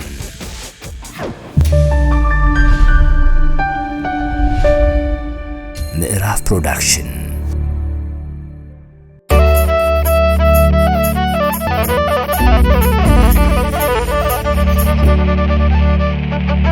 የተከበራችሁ የአዲስ ምዕራፍ ፖድካስት ተከታታዮቻችን እየተወያየን ያለነው ከእዝራ እጅጉ ጋር ነው። ተወዳጅ ሚዲያና ኮሚኒኬሽን ማለት ነው። ይሄን መዝገበ አእምሮ የሚል መጽሐፍ የጻፈልን ታላቅ ጋዜጠኛ ነው። በዚህ ጉዳይ እየተወያየን ያለነው ሁለተኛ ክፍል እንደቀጠለ ነው። አብራችሁን ሁኑ። ላይክ፣ ሰብስክራይብ እና ሼር አድርጉ። የትም እንዳትሄዱ። አብራችሁን ከቆያችሁ ደግሞ በአዲስ ምዕራፍ ብዙ ታሪኮችን ትሰማላችሁ። ከኛ ጋር ሁኑ፣ የትም እንዳትሄዱ። ይሄን ልታሳትም መጥሶ መልቶ ነው ያቆምነው ጨዋታችን ላይ እንዳትረሳው። ይሄን መቼ ነበር የሰራኸው? ከዚህ በኋላ ነው። ከዚህ በነገራችን ላይ ከመዝገብ ከ20 መጽሐፎች ውስጥ ማሰብ ያለብን ቢኒ ከ20 መጽሐፎች ውስጥ 15 የወጡት ከተባረኩ በኋላ ለእኔ ገርመኛል። ማለት በህይወታችን ውስጥ ሁሌ ስንገፋ ወይ ደግሞ የተገፋን ሲመስለን ወይ ደግሞ የሆነ ቦታ ስታጣ የሆነ ነገር እግዚአብሔር ደግሞ ያዘጋጅልሃል። እግዚአብሔር ያዘጋጃል፣ ስራ ይከፍትልሃል። ይሄ ባዮግራፊ 2015 ከበደ ወይሳ። ሁለተኛ ደግሞ እዚህ ጋር እንደሚታይ መጽሐፍ የህይወት 2016 የኮሎኔል ይልማ መንግስቱ በንጉሱ ዘመን በደርግ ዘመን የህዝባዊ ደህንነት የነበሩ ሀገራቸው በጣም የሚወዱ በቤተክርስቲያናት ላይ ጥናት ያደረጉ የካ ሚካኤል ላይ እርዳታ የሚያደርጉ አሁን የ90 ዓመት ሰው የእሳቸውን ታሪክን ያሰራኘው እሱ አለ። በጣም ኢትዮጵያ በድህነት ማነቆ ስር የሚለው ደግሞ ይሄ ከሲሳይ ጋር ይሄ ፋና ያለው ጀምሬው ሲሳይ ገብረ ማርያም የፋና አለቃይ ነው። እሺ ከሱ ጋር ሆናችሁ የተረጎማችሁ ተረጎም ነው። ስንት ዓመተ ምህረት ማለት ነው? 2016 ነው። ይሄ ደግሞ በጣም ሌላ ሁለት መጽሐፍ ቅድምም ነግረኸኛል። ኦቲዝም ይሄ አሁን ነው የዛሬ 3 ወር የወጣ ነው። የብርሃኑ ድንቄ ታትሞ የነበረ መጽሐፋቸውን እንደ አዲስ ከቤተሰቡ ጋር ተነጋግረን ኤዲት አድርገን አማርኛ ነበረ ወደ እንግሊዝኛ ነው። ድሮ እንግሊዝኛ ነው ግን የታተመው የዛሬ 40 ምናምን ዓመት። ስለዚህ አሻሽላችሁ ከቤተሰቡ ጋር አሻሽለን አንድ ላይ ሆነ ከፍለው ለህትመቱ የሰራ ነው ስራ ነው። በጣም ግሩም። ይሄ በኦቲዝም ላይ የተጻፈ መጽሐፍ ደግሞ ትዕግስት ኃይሉ ከ87 10ኛ ክፍል ጀምሮ አብራኝ የተማረች ሂስትሪ የምንተረጉም አብረን ያሳተምነው መጽሐፍ ነው። ይሄኛው መጽሐፍ እኚህ ደግሞ መኮንን ሸገኔ የሀገር ባለውለታ ማን ናቸው? እኚህ ሰውዬ ኢህአፓ ነው የገደላቸው። እሺ በ1969 ዓ.ም የዳግማዊ ምኒልክ ትምህርት ቤት ዳይሬክተር ነበሩ። እሺ ከዛ በፊት ድሬዳዋ አስፋወሰን ድሬዳዋ ውስጥ እሳቸውን የማያውቅ የድሬዳዋ ተማሪ የቀየሩ ሰው ናቸው። ውጭ ሀገር ነው የተማሩት። መምህር ናቸው። ጥሩ ጎበዝ መምህር ናቸው። በቃ መምህር ሲባል የሚነሱ ሰው ናቸው መኮንን ሸገኔ እና 69 ላይ ነው ኢህአፓ አንድ ኢህአፓ ሰው እዛው ዳግማዊ ምኒልክ ትምህርት ቤት ተሰምብር እያሉ ግቡ ትምህርት አንዘጋ ምናምን ሲሉ ያጋጠላቸው። እንደ አጋጣሚ ከአብዩ መኮንን አሁን ለእኔ እህቴ ነች፣ በጣም ወዳጄ ይሆናለች። የባለቤቴ እሷ በፌስቡክ አግኝታኝ ታሪክ ትሰራለህ አሉ። አባቴ ታሪክ አለው እኮ ምን ያህል የሚከፈለው ይሄን ያህል ህትመቱ ተባብለን 2016 ክረምት ላይ ነው የሰራው። ተዋውቀን 2017 አምና ኢትዮጵያ መጣ እናቷን ይዛ መጣ ያስመረቀችው የመኮንን ሸገሪ የህይወት ታሪክ ነው መጽሐፉ። በጣም ግሩም። ሌላ አጠገቤ ደግሞ ሲዲዎች አሉኝ። አክሊሉ ሀብተወልድ ማለት በንጉሱ ጊዜ በንጉስ ኃይለ ከሊግ ኦፍ ኔሽን ጀምሮ ሊግ ኦፍ ኔሽን በ18 ዓመታቸው የኢትዮጵያን ወክለው የተናገሩ ከዛ በኋላ ደግሞ ኤርትራ ከኢትዮጵያ ጋር እንድትዋሃድ በፌዴሬሽን እንድትቀላቀል አስተዋጽኦ ያበረከቱ የሶርቦን ዩኒቨርሲቲ ምሩቅ የእሳቸው ባዮግራፊ ኤርትራ ብቻ ሳይሆን እንግዲህ ጋምቤላ አፎቦ በሱ በእኛ እንዲሆን ምክንያቱም አሁን የአባይ ግድብ የኛ ላይሆን የሚችልበት አጋጣሚ ነበር እሳቸው ባይኖሩ ማለት ነው። ተከራክረው ዲፕሎማሲ ላይ በጣም ትልቅ አቅም ያላቸው ሆናቸው ከደርግ ከገደላቸው ህዳር 14 ትልቅ ጭንቅላት ፕራይም ሚኒስተር ደርግ ካጠፋው ትልቅ ጥፋት አንዱ እሳቸው ባይዘው ወይ ደብተራቸውን አይቻለው ነው ቤት ተባከ ጋሻ አምዴ ጋር የሃይ ስኩል ደብተራቸውን መያዝ ነበረብኝ። ስም አክሊሉ ሀብተወልድ አሁን የሚለው ማለት ነው። ቢኮዝ ጋሻ አምዴም የኔ ቤተሰብ ናቸው በተዘዋዋሪ በዚህ ስራ ተዋቀር ማለት ነው። ሲዲዎቹ ጋር ብዙ ናቸው። መልካም ሙልጌታ ሉሌ የጦቢያ መጽሔት አንዱ ሼር ሆልደር ነው። ጸጋዬ ገብረመድህን አርአያ እያለ ጦቢያ ላይ የሚጽፍ የታወቀ ብዕረኛ የነጋሶ ጊዳዳ አስተማሪያቸው ነበር እሱ ማለት ነው። እዚህ አንድ ሁለቱን ላንሳና ወደ ዋናው ጉዳያችን እንገባለን። ይሄ ደግሞ የጦር ሜዳ እኚህ የጀነራል ካሳይ ጨመዳ ሳላነሳልኝ ኦዲዮ ቡክ የዛሬ 5 ዓመት በስፋት እኛን ያስፋፋ ነው። ስሙ ኦዲዮ ቡክ የሚባል ካምፓኒ ከአሜሪካ በቴሌግራም በዩቲዩብ አይደለም በሲዲ ማን ነው እኛ እየሰራን ተራኪ መርጠን ስቱዲዮ ተከራይተን ቀርጸን 40 የሚሆኑ መጽሐፎችን በ4 ወር ውስጥ ሰርተናል። ይሄ ሁሉ ፋና ያሉ አቅም ያላቸው ልጆችን ኤዲተር የሚያደርጉ ኦዲዮ ኤዲት የሚያደርጉ ልጆች ስለነበሩ ነው። ጋዜጠኛው ራሱ ስለሚሰራ እነሱን አስተባብሬ የሰራው ስራ ነው። አንዱ የጦር ሜዳ ውሎ ሲቃ የሚለው እሱ ከጀነራል ካሳይ ጨመዳ መጽሐፍ ወደ ውስጥ አድርጎ እሱን ተጠቅመው ነው ማለት ነው። ለመጨረሻው እንግዲህ ተባባሪ ፕሮፌሰር ተስፋዬ ገሰሰ የመጀመሪያው ዘመናዊ የቲያትር ተማሪ በንጉስ ኃይለ ሥላሴ ጊዜ በንጉሱ ኤም ባይዘዊ ከፍዬን የሰራሁት ለበርዝዲያቸው እኔ አሳትሜ ማለት ነው። በነገራችን ላይ የደበበ ሰይፉን የፕሮፌሰር ሪቻርድ ፓንክረስን ከ45 ሲዲዎች 13 እኔ ራሴ ነኝ ፐብሊሽ ያደረኩት። ትንሽ ብር ነዋ እንደ መጽሐፍ አይደለም። ሲዲ ከ15 ብር አታወጣም። ልክ ነው። ስለዚህ ሌላ ህልም ስለሌለኝ እኔ መኪና እንደምታውቀው አልነዳም አልገዛምም። ለምን ደግሞ አትገዛም? በቃ እኔ አይመቸኝ ፊትም ከመቀመጥ አለብኝ ሆቢ አለብኝ። ህልሜም አድርጌው ነው። የተለየ ነገር መኪና አትገዛም? አልገዛምም አልነዳም። ባለቤት ብትፈልግስ መኪና እሷ ወጣለች ትንዳሷ እኔ ከኋላው ሆኜ ሻይን እየሰራው ይላል። ፊትም ከመቀመጥ እንደዚህ ስታሰር አልወድም። በጣም ደስተኛ ነኝ በዚህ ምክንያቱም መኪና ፎከስ ይፈልጋል። እኔ ደግሞ ፎከስ ሊሆን ሰው አይደለም። ይሄ የመዝገበ አእምሮ በጣም የተለየ ሃርድ ከቨር አድርገህ የሰራኸው አለ። ይሄ በዋጋ ከፍ የሚል አይመስልም? እንዲያርጉ መስራት ራሱ ይሄኛው አለ። ለሚፈልጉ ሰዎች ደግሞ ታሪክ ሆኖ እንዲቀመጥ ራሳቸው ያዛሉ። ይሄኛው 1000 የ2000 ብር ነው። የተከበራችሁ የአዲስ ምዕራፍ ፖድካስት ተከታታዮቻችን ከማለዳ እስከ ምሽት ከምሽት እስከ ንጋት ሰላምና ጤናን ተመኝተን ነው እያወራን ያለ ነው። የተወዳጅ ሚዲያና ኮሚኒኬሽን ባለቤት ጋዜጠኛ እዝራ እጅጉ መዝገበ አእምሮ የተሰኘው መጽሐፍ በመጽሐፍ እንግዲህ የመጀመሪያው በተለይ እዚህ ደግሞ ፊት ለፊት ያለው የ180 የሚዲያ ሰዎችን ታሪክ ከትቦ ይሄ ሁለተኛ እትሙ መጽሐፉ ነው። በርካታ ቀደም ሲል ያሳየኋችሁን መጽሐፍቶች የጻፈ ታላቅ ጋዜጠኛ ነው። በአሁን ባለበት እድሜ ብዙ ሰርቷል። ነገር ግን ብዙ የሚጠበቅበት እሱ ውስጥም ህልሙ በጣም ብዙ የሆነ ታላቅ ጋዜጠኛ ነው። ከሱ ጋር እየተወያየን ያለ ነው። በጣም ጣፋጭ ጊዜ እየሰጠን ያለ ነው። እዝራ እጅጉ አንድ ወደኋላ ልመለስና ለጨዋታችን እያጣፈጥ ነው እንድንመጣ። መቼም ነገሮችን በሙከራ ታምናለህ። ነገሮችን በመሞከር በማየት ነገሮችን ቴስት በማድረግ ከልጅነት ጀምሮ የምታደርጋቸው ነገሮች ነበሩ። እንደው በአንድ ወቅት ወደኋላ ልመልስና በአንድ ወቅት ቤታችሁ ውስጥ እሳት ያቃጥላል አያቃጥልም የሚል ሀሳብ ወደ አእምሮ መጥቶብህ የሞከርከው ከእሳት ጋር የተያያዘ ታሪክ አለ። እሱን እስኪ ለተመልካቾቻችን እንግዲህ ጅቡቲ ነው። ጅቡቲ እያለን ጅቡቲ ሙቀት ሀገር ነው እንደምታውቀው እና እንግዲህ መመራመር እወዳለሁ ብላኛለች እንግዲህ እናቴ። በዛን ጊዜ እንግዲህ እሳት አድርገን በሙሉ ቤታችን እንደነደለ አስታውሳለሁ። ምን አድርገን በቃ እሳት እንግዲህ እሳት ምንድን ነው የሚያደርገው የሚለውን ጋቢው ጋር አገናኝቼ ተቃጠለ። ከዛ በኋላ ደግሞ የሚገርምህ ነገር ማን ነው ያቃጠለው ስባል እዛ ኃላፊው ጋር ሄጄ እኔ ባልኖረው ኢንሹራንስ እናገኝ ነበር። ኢንሹራንሱ ነበር ከበር የሚያደርግልን የነበረው።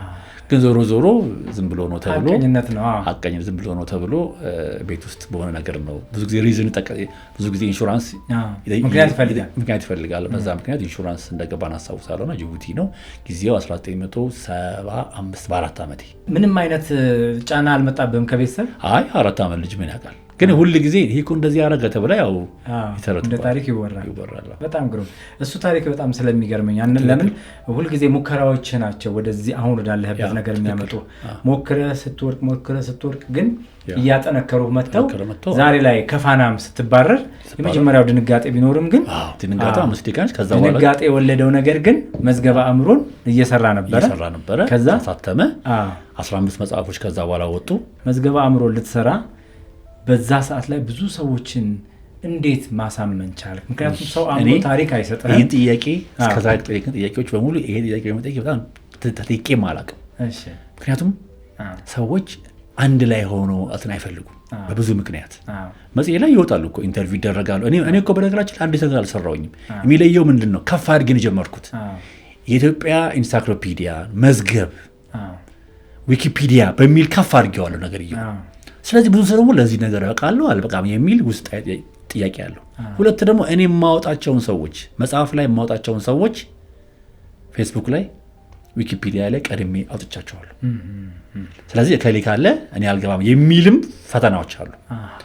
ስለዚህ ልክ እኔ ፋናም እያለሁ ስራዬ ማሳመን ነበር። ለምን ጀማሪ ሲያደርጉኝ የስራ ደሞዙ አይቀንስም ይላል ብዙ ጊዜ የመዋቅር በነገራችን ላይ ጀማሪ ስለረኩት በመዋቅር ነው። በመዋቅሩ ምክንያት ጀማሪ ስትሆን ደሞዝ እንዳለ ነው የምትይዘው። ያያዝከውን ያዘጋጅ ደሞዝ እንዳያስክ ስራ ግን ትንሽ ነው የሚለው። ስለዚህ ስራ ዞር የለብኝም ፋና። ስለዚህ እየደወልኩኝ ማታም ቀንም ያልደወልኩበት ሰው የለም። እንደዚህ ነው በኋላ ይቆጫቸዋል። ታሪክ መመዝገብ አለበት። በድሮ ነገር ብቻ ፎከስ ማድረግ የለብንም።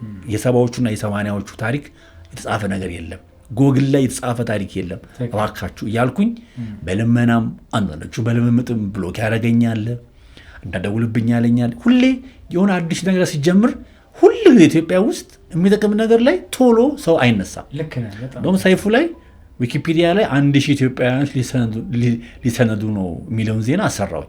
1000 ይሰራሉ በ6 ወር ውስጥ። እኔ ግን የሰራሁት በ6 ወር 100 ሰው ነው። ፈተና ነው ማለት ነው። ዜና 10 ነው ያሳካሁት 10%።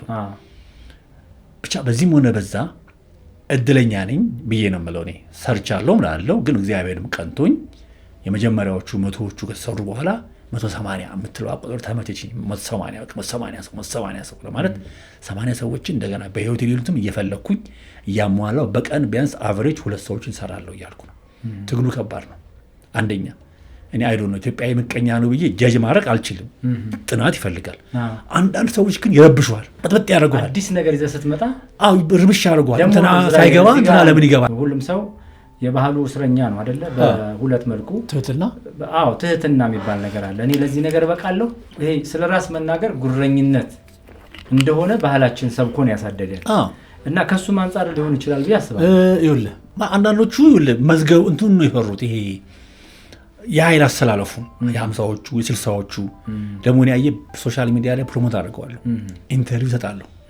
ስለዚህ እዛ ነገር ውስጥ መግባት እንደማሳፈርም ነው በለው አታውቀውም። ብቻ እኔ ከጠየኳቸው 1200 ሰዎች ውስጥ ፍቃደኛ የነበሩት 180 ነበሩ። ስለዚህ ብዙ ሰው እኔም ጋር ደውሏል፣ እኔም ጋር ደውሏል እኮ እኔም ጋር እንዲህ ብሎኛል እኮ ምናምን ይነጋገራሉ ይሉኛል። አንዳንዱ ደግሞ ታሪኩን ጽፎ ሚልክ ይመስለዋል። እኛ ጽፋችሁ ላኩ፣ ጽፈው ከላኩ አስታክለን የምናወጣ ጽፈው ቢልኩ ለእኛ ኮስት ለሚቀያሱልን። ግን ኢንተርቪው አድርገናቸው የአማራ አረጋዊን ታሪክ፣ የማዛ ብሩን ታሪክ፣ የሙሉጌታን ጽፈን የሰራ ነው። እኛ ከ180 ውስጥ 80 ብቻ ነው ጽፈው የላኩት። 100ውን ጽፈን የሰራ ነው።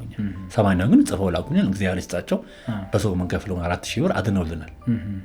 በሰው የምንከፍለው 4000 ብር ነው አንድ ባዮግራፊ ጽፎ ለመጣ 4። ስለዚህ እነዛ 80 ሰዎች በአራት ስትመጣው ሩብ ሚሊዮን ብር ቀንሰውልናል። እግዚአብሔር ይስጣቸው ጽፈው ስለላኩልን እኛ አስተካክለን ያወጣ ነው። በዚህም ሆነ በዛ ግን መጽሐፉን ለማሳተም የከፈልነው ዋጋ አንደኛ ከስራ አውጥቻለሁ። እንደው ይችን መልስልኝ፣ ይችን ነገር መልስልኝ። ለምሳሌ እዚህ ውስጥ ማዛ አብረህ ልትሰራ ሸገር ጽሁፍ ትሰጥ ስለነበር ሊሆን ይችላል፣ ወይ ደግሞ ሌሎች እንደው ዝም ብዬ ገለጥ አድርጌ ሳይልህ አንድ ሰው ልጥቀስልህ። ጋሽ ተስፋዬ ተስፋዬም አሉ ልጃቸው ሊሆን ይችላል ያሳተመው ሮማን ወርቅ ካሳሁን ለምሳሌ ሮማንን ለማሳመን የሄድክበት መንገድ ለምሳሌ አሁን የሮማን በህይወት የሌሉት ለቤተሰቦቻቸው ጠይቃለሁ። በህይወት ያለ ለምሳሌ አሁን ልንገርህ የመዓዛ ለምሳሌ አሁን ጋሻቤን ያወራሁት ጋሻቤ መዓዛ ሁሉ ጊዜ ኢንተርቪው አይደመጥም። ኮንትሪቢዩሽኗ ግን ትልቅ ነው። እኔ ያለኝ ብቸኛ አማራጭ መዓዛ ብሩ ብዬ ባዶ ፔጅ አወጣለሁ አልኩት። አይ እንደሱ ከሆነ በቃ እኔ ለሷ አልፈራ ለሷ እንትን ልበል እኔ ለሷ ሆኜ በቃ አውጣው በቃ አንተ የፈለግ ከሆነ አውጣ መልካም ነገር እስከሆነ ግን ጽሁፉን ግን ለላክልህ ብዬ ለሱ እሷ ማግኘት ያው ካገኘኋት ካገኘች ያሳምነኛል ብላ እንግዲህ አስባ ነው ሊንታም ይዟት አማራ አረጋዊም ጋሻ አማራ አረጋዊም ቢሆን እኔ አልፈልግም ባክተውኝ ለያ ዘመኑም ፖለቲካውም እንደዚህ ምናምን ይባልበት ጊዜ ነው ሲለኝ አይ ጋሻ አማራ አንደኛ እኔ አንተ ጋር ሰርቻለሁ፣ ሁለት ደግሞ በተለያየ ጊዜ አንተ ላይ ድብደባ ደርሶብህ ነበር። ያኔ ድብደባ ደርሶብህ በህይወት አልፎ ቢሆን ኖሮ የኢትዮጵያ ፕሬስ አለፈ ማለት ነው ስለው አንተ እውነትህን ነው ቅዳኝ በቃ አለ። የምጠቀማቸው ቴክኒኮች ጎልኮስት እያለው የሰውን አንደኛ ካሪዝማው አለኝ እኔ አለኝ ነው የምለው ለማሳመን ካሪዝማው አለኝ ጸጋው አለኝ። ሲያየኝ ሊያጭበረብረኝ ነው ምናምን ብሎ አይልም ሰው ጊዜ ማገዶ ነው የሚፈጀው እንጂ ጊዜ ይፈጃል እንጂ ሰው እሺ ይላል እኮ። እኔ ደግሞ ሰውየውን ከፈለኩት እስከ መጨረሻው በታክሲም በምንም ከካፌም ላይ ምንም አግኝቼ ሰውየውን አላማዬ እንትን ማለት ለምን እነሱ ካልወጡ እኔ መዝገብ አምሮን አልሰራማ። አላማዬ የነ ምኒልክን ታሪክ ወነ አክሊሉ ሀብተወልድን እዚህ ጋር ማውጣት አይደለም ኮንቴምፖራሪ ሰዎችን ነው። ይሄንን ዘይ ተቀማል። ሁለት ደግሞ አንዳንዶቹ ደግሞ የሌላውን እያዩ ቀለልም ያሉኝ ሰዎች አሉ። እኔ አስቸገሩኝ ሰዎች የምላቸው ሰዎች አብዛኛዎቹ መደበቅን ይወዳሉ። አንዳንዶቹ በእምነታችን ኢቭን ከሞትንም በኋላ እንዲጻፍ አንፈልግም። ስለዚህ ከዛ አንጻር ነው እንጂ ያንተን ፕሮጀክት እንደው ምን እናግዙ ያሉኛል የሌላ ሰው እንስራለን። ሁለት ደግሞ ትልልቆቹ እያሉ እኛ አንገባም በዘመን ነው የምሰራው። 50ዎቹ አይተዋል እዛ ላይ ምን ይላል 50ዎቹ 60ዎቹ 70ዎቹ 90ዎቹ ነው። እኔ 90ዎቹ ነኝ። በዓሉ ግርማ የ60ዎቹ ነው። ስለዚህ እኔ ከበዓሉ ግርማ ጋር ታሪክ እዚህ ላይ ይሄን ታሪክ አለ እዚህ ላይ እኔ ከበዓሉ ግርማ ጋር በአንድ መጽሐፍ ወጣው እንጂ ኃይል አስተላለፈ የምሰለፈው 90ዎቹ ነው በዘመን ነው የሰራው። ይሄ ደግሞ የዓለም አቀፍ የኢንሳይክሎፒዲያ አሰራር ነው። በዘመን በፊደል ይሰራል ብዬ የኢንሳይክሎፒዲያ አሰራሮችን ገና ከሃይስኩል ጀምሮ በቦሌ ሃይስኩል ስንማር አውቃቸው ነበር። በፊደል የሚሰራል በሙያ ብቻ የሚሰራል ሁይዙ ተብሎ ደግሞ ሁሉንም ሰው የሚሰራው አሉ እነዛን ሁሉ ነገሮች። ስለዚህ ከዛ አንፃር ስለሆነ በኋላ ይቆጫቸዋል። ዮናስ አብርሃም ሁሌ ይለኛል አንተ ጋር ነዝነዘኝ ባልወጣ ኖሮ እጣላህ ነበር አለ። አይ እነዚህ ልጅ እኮ ነው የወጣው።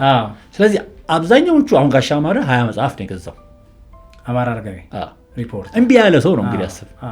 ይቅርብኝ በቃ ምን ታሪክ አለኝ ገና ህፃን እያለ ዊንጌት ሲማር የጻፋትን ዳይሪ ሁሉ አብሮን ይላከልኝ። ፋይናሊ ግን ይሄን መጽሐፍ ሳስመርቅ ነጋሽ መሐመድ ያለውን አስታውሳለሁ። ቪዲዮን ታየዋለህ። ነጋሽ አጋጣሚ ለስራ ጉዳይ መጣ ኢትዮጵያ። ነጋሽም እዚህ አለ። ነጋሽን አላውቀውም ፐርሰናሊ ግን ሲተኛ ቁርስ ሲበላ ንዝንዝ አድርጌው ነበር። እሺ ብሎ ታሪኩን ላከልኝ። ንግግር አስተያየት ሲባ መጨረሻ ላይ እጁን አወጣና እኔ ዛሬ የመጣሁት እዝራን ምን ያህል ላሰበው ነገር እስከ መጨረሻ እንደሚጓዝ ምን ያህል ነርቭ የሚነካ ስራ እንደሆነ ለማየት ነው። እኔን እንኳን ለማሳመን ያን ያህል ከወሰደ 180ውን ምን ይሉ እንደሆነ ለማየት ነው ዛሬ የመጣሁት ብሎ ነጋሽ ይሄንን አወራ። ሌሎቹም አማረም ብትለው ምናምን ከዛ የኔ ገጽታ ተቀየረ። ድሮ ያው ነፍሰ ቀጭን መሆንህን ታዋቂ አለመሆንህን ፈረንጅ አለመሆንህን የሚያዩ አይ እዚህ እንኳን ባንገባሻለ እስኪ ደራጅ የሚሉ ሰዎች ከተመረቀ በኋላ ፋና ማስተላለፈው የኔን ፕሮግራም በጣም ደስ ይላል። ካሜራማን ልኮ ቀለማን ላይ ሰሩት። ከዛ በኋላ ነው ቅጽ 2 የጥበብ ሰዎችን ይሄኛውን የጀመሩ። መዝገበ አእምሮ ላይ መቼም ሁሉም ሰው ይደሰታል ማለት አይቻልም። መጽሐፉን ስታስመርቅ ሁሉም ሰው ደስተኛ ሆነ ወይስ ታሪክን ቆረጥክብኝ እንዳሰብኩት አልሆነም ብሎ የወቀሰ ሰው አለ? 5-6 ሰዎች ወቅሰውኛል። አስገባ ለርማት ስትልክልን አርም ያለህን ነገር አላረምከውም እሱን ያሉኛሉ። ግን እሱን ኦንላይን ዲጂታል በነገራችን ላይ መዝገበ አእምሮ ዲጂታሊ አለ። ተወዳጅ wikipedia.com ላይ የሚወጡትም አሉ የባለፈውም አለ የወጣው መጽሐፍ አለ። ስለዚህ ዲጂታል ላይ ታረምላቸዋል። ዲጂታል ላይ ስለሚታረም አታስቡ አይዟቸው። እኔ እነዚህን እንደ ደንበኛ ነው የማያቸው። ለእኔ እኮ በነገራችን ላይ ታሪኩን የምሰንለሰ ደንበኛ እኮ ነው። ትክክል ነው። ሂዝ ማይ ከስተመር። እኔ እኮ አሁን ለዚህ ፖድካስት ደንበኛ ነኝ። ምክንያቱም እኔ የሚያወራ ሰው ከሌለ አንተ ብቻ ነው የምታወራው። ስለዚህ ታሪካቸውን እነሱ ተንከባክቤ አይውል እንደዚህ እንጂ ዞሮ ብለህ ከፈለክ አለለው አንድ ቀን እሱ ፈልጎ የሚመጣ አውቃለሁ፣ እንደማያመሰግነኝ አውቃለሁ። በዚህ አይነት 2014 ላይ መዝገበ አእምሮን ካወጣው በኋላ ስራ ወደ እኔ መምጣት ጀመረ። ለምን 180ው ስለኔ ማውራት ጀመሩ። አማረ ለአምስት ሰው ያወራል። አሁን አማረ የአመልማል አባተን ታሪክ ስራ ብሎ ለአመልማል ሪኮመንድ አደረጋት። እሱ ይስራልሽ ምናምን ብሎ በአጋጣሚ በሌላ ፐርሰናል በሆነ ምክንያት ሳንስማማ ቀረ። አሁን ግን እንዲሰደር ትፈልጋለች ሙሉ ታሪኳ። አመልማል እኔ ጋር መጣች፣ ሰው ሪኮመንድ ማድረግ ጀመረ። ከዛ ደግሞ ተደጋጋሚ የሶሻል ሚዲያ ካምፔን ሰራለሁ።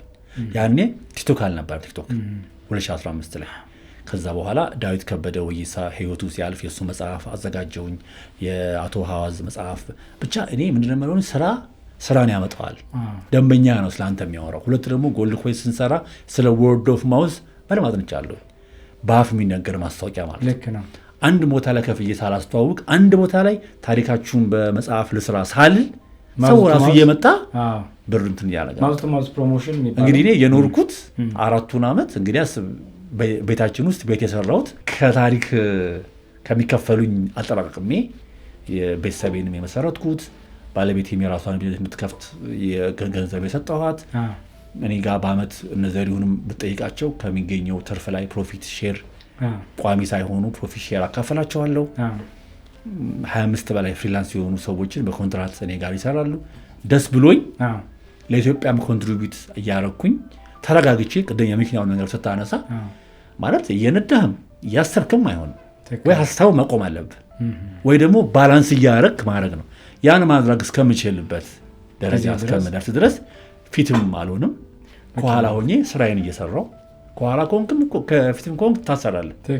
እኔ ደግሞ ኋላ ሆኜ የፊቱ መቀመጫ ገፋ አድርገውና ምን ደረሰ ታሪኩ ጨረስክ? እሺ እኔ አሁን ከጽሁፍ ስራ እየወጣሁ ነው። በነገራችን ላይ ማለት ኤዲት ወደ ማድረግ ማኔጅ ወደ ማድረግ ኢንተርቪው ወደ ማድረግ ጽሁፉን የሚሰሩልኝ ልጆች አሉ ኦልሬዲ።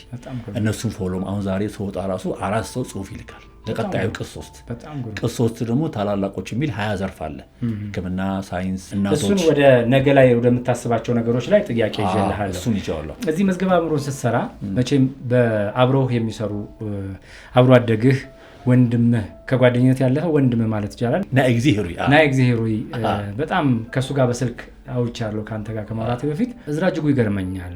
አብረን እንደማደጋችን መጠን ላመነበት ነገር ወደፊት እስከ መጨረሻው ድረስ ይሄዳል እና ይሄ ነገሩ ይገርመኛል። እና እኔ እንደውም ተው ምለው ነገር ምከለክለው ነገር አሁን ወደሱ ኢቭን መዝገበ አእምሮን ሲጀምር ሁሉም ሰው ታሪክ አለው እና መስራት አለብኝ ሲል አይ ሁሉም ሰው ታሪክ ቢኖረውም ግን ባዮግራፊ ወይ መዝገበ አእምሮ ላይ ለመውጣት መለኪያ ያስፈልገዋል ብዬው ነበር። አይ ሁሉም ሰው ግን ታሪክ አለው በሚል አሳምኖኝ ከጀመረው በኋላ ግን አብረን መስራት ጀመርን እና ላመነበት ነገር ሰውን የማሳመን አቅም አለው አለኝ እና እሱን አሁን አንተ አሳይተኛል። ዘሪሁን ደግሞ በግራፊክስ አብሮህ የሚሰራው ሊያውቱን በደንብ የሚሰራልህ እሱ ደግሞ ላመነበት ነገር በትህትና በመታተር ይሰራል፣ ግን በጣም ይጨነቃል እና ጭንቀቱ ሊጋባብህ ሲሞክር ተውረፍ ተረጋጋ አለዋለሁ እና ይሄ ጭንቀቱ ከምን የመጣ ነው እንደው እችን ጠይቅልኝ ብሎኝ ነበር። እስቲ ንገረኝ። ከሱ ልጀምርልህ፣ ከጭንቀቱ ልጀምርልህ። የምሰራቸው ስራዎች እኔን ይፈልጋሉ። የተሳሳተ ነገር እንዳያወጣ ፈልጋለሁ። የተሳሳተ ነገር እንዳያወጣ ታሪክ ነው። ሁለት ደግሞ ሁሉንም ስራ ስለማልሰራ እኔ ነኝ ሊድ ማድረግ ክትትል ማድረገው እኔ ነኝ። ስራዬ ክትትል ነው። አርታዬ ጨረስክ ብዬ። ሁለት ደግሞ በጊዜ አምናለሁ። ለማንኛውም ነገር ይሄን መጽሐፍ የዛሬ 4 ዓመት ባላሳተመው ኖሮ የዚህ መጽሐፍ ዋጋ አንዱ 5,000 ብር ይሆን ነበር። ለዚህ መጽሐፍ ያኔ ያወጣሁት ዋጋ 400,000 ብር ነበር። አሁን ይሄን መጽሐፍ ለማሳተም 2 ሚሊዮን ብር ነው፣ 3 ሚሊዮን ብር ነው። ይቆየኝ ፈታ ብዬ ለስራ ዘናበል ባልሯሯጥ ባልጨናነቅና ይሄን መጽሐፍ ባላወጣው ይሄ መጽሐፍ ያኔ ያወጣው። ስለዚህ አጨናንቆም ተጨናንቄም አጋብቼበትም ዘዴውን አጨናንቄ ቤተሰቤን አድርሺ ብዬ ምን ብዬም ቢሆን ለሊትም አምሽቼም ቢሆን ስራው ይውጣ ነው። ምን ሰውባው እንቅልፋችንን ነው። ጊዜያዊ ነው እንጂ ጥላችን ይሄ ነው። ዘዴውን ግን ትክክል ነው። አምና ነው ይሄ ነገር አፕን ያደርገው። ለአንተም ልክልህ ነበረ ትጋት፣ ጭንቀት ሚል ማለት አምና 7 መጽሐፎች ስራ ያገኘንበት ገንዘብ ያገኘንበት ሆኖ ግን እኔ ፐርሰናሊ ከፍተኛ የሆነ እንትን ውስጥ ገባሁ። በተለይ ይሄ መጽሐፍ ከብዶኝ ነበር። አንደኛ 4 ዘርፍ ነው። 2 ከመጀመሪያው አርቶት አርታኢ ያለው ያኛው አርታኢ ያልነበረው ማለት ያልታዩ ነገሮች ነበሩት ጀማሪው ስለሆንኩ። ናይዝጊ ያለው የት ነው? ኦስትሪያ ነው የሚኖረው፣ ኦስትሪያ ነው። ከዛ ሆኖ ነው የሚያየው። የሀብከ ብርሃኔ ጥላሁን ሌላው አርታኢ፣ እሱ ደግሞ እዚህ አለ። እሱ ደግሞ እኔ የሚሰራው በባህልና ቱሪዝም ነው የሚሰራው። የዳንኤል ክብረት ኤዲት የሚያደርገው አስራትም 3 ሰው ነው ያደረኩት። ናይዝጊ ፋይናላይዝ ያደርጋል የሁለቱን ቀልሞ ማለት። ይህንን ስራ ምን ይሰራል? አስራት ከበደ የሀብከና ናይዝጊ 3ቱም አርታኢያን ናቸው። ግን የ200ውንም ታሪክ አንድ ሰው እንዳያደርግ ከፋፈልኩላቸው። ከዛ የአስራትንም ፋይናሊ እንዴት ለምን ጥሩ ስራ አሁን እዚህ ላይ ብዙ አታገኝም። የሆይ ስተት ፊደሎቹ ደግሞ በግዕዙ የታረሙት ናይዝጊ ጥሩ አርታኢ ነው። ያን አምኜበታለሁ። ይሄን ለማድረግ ግን ናይዝጊ የትራምፕ ምርጫ ለመከታተል ከኦስትሪያ እነሱ ደንታ የላቸውም። ዘሪሁንም ስራውን እንደሚሰሩት ያውቃሉ። እኔ ግን ማኔጅ ስለማድረግ ነርቨስ ሆናለሁ። ይደርስ ይሆን 2 ደግሞ ይሄ መጽሐፍ የተሸጠው በቅድመ ክፍያ ነው። እየተቀበልክ የነበረው የቴዎድሮስ ተክለአረጋይ ሀሳብ ጥሩ ነው ብዬ ስላመንኩኝ መጽሐፉ እንትን ሳይወጣ ቀድሞ ነው የሚከፍሉት። ሳላወጣ በሞትስ ሳላወጣ ተቀብዬ፣ ስለዚህ ገንዘቡ ታስበኛል። በትንሹ ብዙ ብር ቀድመው ወስደዋል፣ ተቀብያለሁ። ማተሚያ ቤት ደግሞ ቀደም የከፈልኩት እንዳይጨምርብኝ የምፈልገው ግንቦት ነው የከፈልኩት ታህሳስ ላይ ነው። በ15 ቀን ውስጥ ሰው ብር አስገባልኝ። ሰው ቀድሞ አምኖኝ ማለት ነው። የ10 መጽሐፍ 10,000፣ የ20 መጽሐፍ 20,000፣ የ1 መጽሐፍ 1,000 እያለ ሲሰበሰብ ወደ አንበሮ ስጄ ለማተሚያ ቤት ሰጠሁት። እንዳጨምርብኝ ወረቀቱን አሁን ግዛ አልኩት። በዛሬ ዋጋ ገዛ። ስለዚህ ግንቦት ላይ እንደሚያጨምርብኝ ስለማቅ እኔ ፈታ ብዬ የማረሙን የመላኩን ስራ አፕሩቭ አድርጎ ቢኒ ህይወት ታሪክህን አፕሩቭ አድርግ ለማለት ሰው 1 ወር ይወስድበታል። አፕሩቭ ደግሞ ካላደረገ አይወጣም። በዚህ ቤት 7 ሰው እዚህ ጋር ያልወጣል። አፕሩቭ ስላልተደረገ ማረጋገጫ አልሰጠም። ስለዚህ 208 ሰዎችን ማረጋገጫ መሰብሰብ ፈተና ነው። ምንም እንኳን ስራው ማየት ተለእሺም ቢሆንም ደውለው አይቻለሁ በኋላ ምናምን ይላል። ይሄ ለእኔ ፈተና ነበር። ከዛስ ገንዘብ የምናገኝባቸው ስራዎች ደግሞ መጡ። ይሄን እየሰራ እኔ ደግሞ ምንም ስራ ባይመጣና ይሄን ብቻ ብሳ ደስ ይለኛል። ቤተሰብ ኃላፊ ደግሞ ስትሆን ገንዘብ ያስፈልጋል። ስራ መጣ። የዚህ መጽሐፍ ምረቃ ሂልተን መጣ። ኢቬንቶች የተሰማሙ መጽሐፍ እንደዚህ በበጎ አድራጎት ደግሞ መሰራቸው ደግሞ ስራዎች አሉ። ብቻ ተደራረበ። ስራውን መጣ። ስራን በዛብኝ። ያው ጂም እየገባ ስፖርትን ትሰራለህ። ሳዋና ስትገባ ሬስ ማለት ትሞክራለህ። አመታዊ ግብር ሲመጣ ያው ሁሉ ተለማምሮ እኔ ነርቨስ ያደረገኝ መጣ። ይሄን ማለት የማጋባው አብሮኝ የሚሰሩ ሰዎች ላይ ልጆቼ ላይ ምናምን ማለት ነው።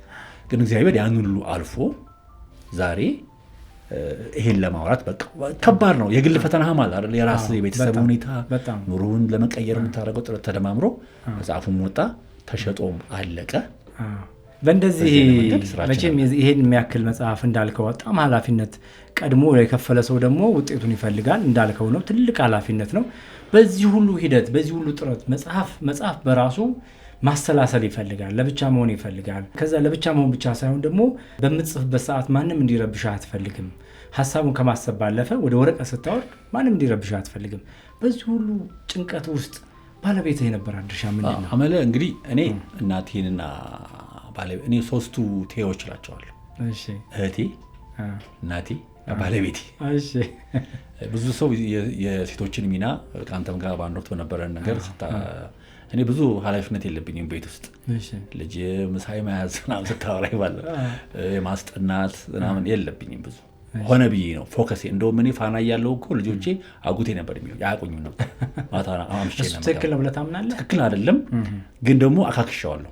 ልክ ከፋና ስወጣ ሙሉ ታይሜን ቤቴ ሆንኩ እኔ። ረጅም ሰዓት ሰጣቸው። ግን የመጀመሪያው እድሜ ለምሳሌ ልጅ እስከ 10 ዓመቱ ነው አብረህ መሆን አለብህ። ካደገ በኋላ አምናለሁ። ለሌሎች ሰዎች እንደ ጥሩ አርአያ አድርጌ አልወስደውም። ግን ፉል ታይሜ ለነሱ መስጠት እንዳለብኝ ስለማ ከነሱ ጋር እየሰጠው ነው የነበረው። ባለቤቴና እናቴ አንተ የከኝ ባለቤቴ ስለሆነ ነው። 3ቱ የእኔ ደጋፊ ናቸው በብዙ ነገሮች። ስራዬን ያውቁታል፣ ባህሪ ይታወቃል። ከተመሰጥኩኝ ምስጥ ነው የምለው። ሀሳቤም በቃ አንድ ነገር ላይ የማተኩረው 2 ነገር በአንድ መስራት አልችልም። ባለቤቴ ግን አመለወርቅ ወለኪዳን የራሷ ፀጉር ቤት አላት። የብሮከር ስራ የድልላ ስራ ትሰራለች። ቤቶች ሪል ስቴቶችን ምናምን ተከራያለች። በዛ የቤተሰቡን ገቢ ታደርጋለች። ገና ጀማሪ ነች። በእርግጥ ግን የተወሰኑ የኔንም ከስተመሮች ለሷ ሰዓት አለው ማለት ነው። አመለወርቅ ጋር ያተዋወቅ ነው ታክሲ ውስጥ ነው የዛሬ 18 ዓመት መስከረም 22 ታሪክሽን ልጻፍልሽ ብለህ ነው የተዋወቃት? ያኔ እኔ ታሪክ አልጽፍም ነበረ ጎልድ ኮስት ላይ ላስገባች ብዬ ነበር የተዋወቅኳት። ከእሷ ጋር ኦልሞስት አሁን 16ኛ ዓመታችንን በቅርቡ አኒቨርሰሪ ትልቅ የምስጋና ቀን እናከብራለን። እሷ አጋዥ ነች። አንደኛ አትረብሽም። አንዳንድ ሰው ብጥብጥ የሚያደርግሃለ ባልም ሆኖ ብጥብጥ የሚያደርግሃለ የትገባ የምናረክ በስራዬም ታግዘኛለች። ልጆቹን ደግሞ ሙሉ ለሙሉ ቴክ ኬር ታደርጋለች እሷ። ስለዚህ አመለወርቅ ወልደኪዳን ከነ ቤተሰቧ በጣም ትልቅ አስተዋጽኦ አላት። ሰላምን ከሰጠች ሰላም ደግሞ በከፍለ ምናምን የምታገኘው አይደለም በፍጹም። እኔ አድናቂ ከሆነች እኔን ከወደደችኝ ጋፖቼን ከሞላች አንዳንዴ በቃ ልብሴንም ላውንደሪ ማስገባ ብዙ ነገሮች የራሴ ነገሮች አላረግም። እኔ በዚህ ጊዜ ይሄን አርግ ምግብህን ብላ ምግብ እየበላው ላልክ ስለምችል እሱን አርጋብኛለች። እህቴም በተመሳሳይ መልኩ ሳናሽ እህቴ። እያንዳንዱ ምስል አዲስ ምዕራፍ ነው። እያንዳንዱ ታሪክ በጥራት መነገር ይገባዋል። ዘመኑን የመሰለ ምዕራፍ ስቱዲዮ። ምዕራፍ ስቱዲዮ ዶክመንተሪ ፊልሞችን እውነት፣ ስሜትና ጥራትን በማቀናበር ታሪክን እናሻግራለን።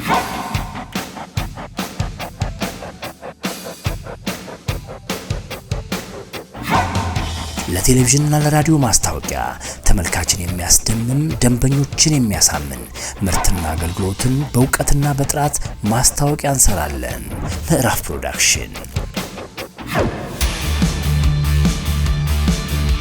ከፖስተር እስከ ብራንዲንግ ድረስ ዘመናዊ የፎቶ ስቱዲዮ አገልግሎት። ወዲህ ደግሞ ሙሉ የህትመት አገልግሎት እንሰጣለን። ያሻዎትን ይዘዙን፣ በአጭር ሰዓት እናደርሳለን። በድንቅ ባለሙያዎቻችን ኢቨንት፣ ኮንሰርትና ልዩ አጋጣሚዎችን ትዝታው እንዳይረሳ ለታሪክ እንዲቀመጥ አድርገን እንሰራለን። በዲጂታል ዘመን ቲክቶክ እና ሶሻል ሚዲያ ማስታወቂያ በጥራት በፈጠራና በዘመናዊ አቀራረብ እንሰራለን። ብራንዶን በአጭር ጊዜ እንገነባለን።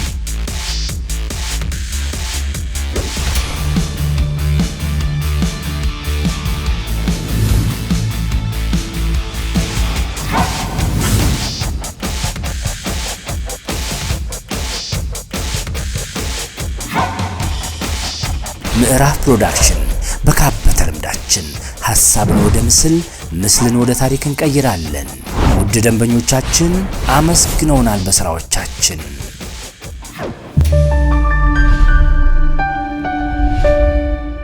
ምዕራፍ ፕሮዳክሽን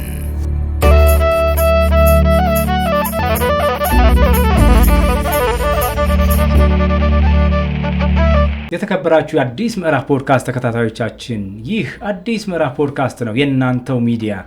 ዛሬ እየተወያየን ያለነው ከተወዳጁ ጋዜጠኛ መዝገበ አእምሮን ከጻፈልን ለኢትዮጵያ ታሪክ የሰሩ ሰዎችን ሰንዶ ያስቀመጠልን ታላቁ ጋዜጠኛ ተወዳጁ ጋዜጠኛ እዝራ እጅጉ ጋር ነው። የተወዳጅ ሚዲያና ኮሚኒኬሽን ባለቤት ነው። በርካታ መጽሐፍ ጽፏል። 20 መጽሐፍን ጽፏል። በእነዚህ ውስጥ የተለያዩ ባዮግራፊ የሰዎችን ታሪክ ያስቀመጠልን ነው። በአንድም በሌላ ደግሞ እነዚህ ሰዎች እዚህ ውስጥ ተሰንደው ተቀምጠዋል። አሁን ቅጽ 3 ይሄ አንድ ነው የመጀመሪያው፣ ሁለተኛ እትም ላይ ደርሷል። ቅጽ 2ም ታትሞ እንደምታዩት እዚህ ፊት ለፊት ያለ፣ 3 ደግሞ በጣም ለየት አድርጎ ይዞ እየመጣ ነው። 4ኛውም እንደዚሁ ይለያል ተብሎ ይታሰባል። እንግዲህ እንዲህ አይነት ሰዎች ከስንት አንድ ይፈጠራሉ።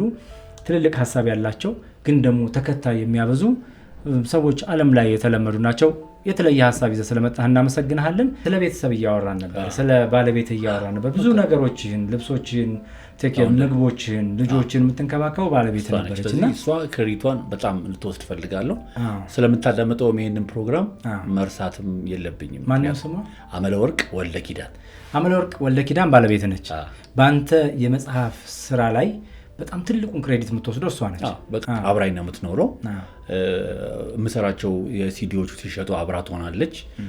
ከዛ ደግሞ እንደገና በቃ ቤቱን ማለች። አየህ ቤትህ ሰላም ካላገኘ ስትመጣ ቤትህ ልጆችን ሃንድል የሚያደርግልህ ከሌለ እንደገና ሌላ መኪና ሊሆን ነው። አየህ እኔ ደግሞ ሁሌ ሀሳቤን እርፍ የሚያደርግልኝ በፎከስ አምናለሁ እኔ በነገራችን ላይ ኤርታይም ያልጀመርኩት ዩቲዩብ ፖድካስት ያልጀመርኩት ያልተቀጠርኩት የሆነ ቦታ ላይ ያልገባሁት ይሄ ስራ እኔን ስለሚፈልግ ነው። ስለዚህ ይሄን ስራ ፎከስ አድርጌ በመስራቴ ተሳካ። እኔ እንደ ተሳካ ነው የምቆጥረው። ስኬትን አላራዝመውም፣ ገና ነኝ አልልም። እኔም ስኬትን መለካባቸው ነገሮች ሁልጊዜ ያሰብከውን ነገር አቺቭ ስታደርግ ውጤት ላይ ስትደርስ የመጀመሪያው ስኬት ተሳካ ብዬ ነው የማስበው። ስኬት በቁጥር ወይ የሆነ ቦታ የተቀመጠ ነገር አይደለም። አስበህ በፈጸምከው ቁጥር ስኬት ነው ብዬ ነው። ትክክል ነው። ስኬት ላይ የደረስክ ነው። ስኬት ላይ ስለደረስክም ጭምር ነው። ከዚህ በኋላ የምታስባቸው ለስኬት የሚያበቁ ሀሳቦች ይኖራሉ። ይሳካል። እሱም ደግሞ ከዚህ በኋላ እስቲ መዝገበ አእምሮን ሶስተኛው እትም ታላላቅ ሰዎችና ታላላቅ ሰዎች በተለያየ ሙያ ላይ ያሉ ታላላቅ ሰዎች ለኢትዮጵያ አበርክቶ ያደረጉ ሰዎች ይወጣሉ። ከዚህ በኋላ ባለ እንደው እዝራ እጅጉ ከዚህ በኋላ ያለህ ነገር ምንድን ነው? በኢትዮጵያ ስነ ጽሁፍ ውስጥ መጽሐፍ እየጻፍክ ሲዲ እያሳተምክ መዝገበ አእምሮን እየሰራህ ነው የምትቀጥለው ወይስ ሌላ ያሰብካቸው ነገሮች? እኔ በውጭም ብሄድ ቃል ነው ብያለሁ። ያልኩትም ስፈጽም ነው ስለነበርኩኝ አሁንም ብሏል። ውጭም ብሄድ በህይወት ካለው ድረስ እኔ ከስነዳ የኢትዮጵያን ታሪክ የባለሙያዎችን ታሪክ የተለያየ ሙያ ጋዜጠኛ ብቻ አይደለም ከመሰነድ ውጪ ሌላ ስራ አልሰራም። ይሄን የማልሰራበት ደግሞ አሳማኝ ምክንያት አለኝ። ምንድነው እሱ? የሀገር ታሪክ ማለት የሰው ታሪክ ነው ብዬ ነው የማምነው። በአፄ ምኒልክ ጊዜ የተዋጉ ሴት ታሪክ ብትጠቅስ አታገኝም ከእቴጌ ጣይቱ ውጭ። ለምን አልተመዘገበም? በኢትዮጵያ ሚዲያ ውስጥ የአፍሪካ ሚዲያ አዋርድ የኢጋድ ያዘጋጀው ላይ ከዶክተር መለስ አለም ጋር ባለፈው ተወሰነ ነገሮችን አግዤው ነበርና እዛ ላይ ያዩት ምንድነው ኢትዮጵያውያን ተሳትፏቸው በጣም አነስተኛ ነው። ጋዜጠኞች በአፍሪካ ደረጃ ታሪካችን እንኳን ተጽፎ ጎግል ላይ የለም።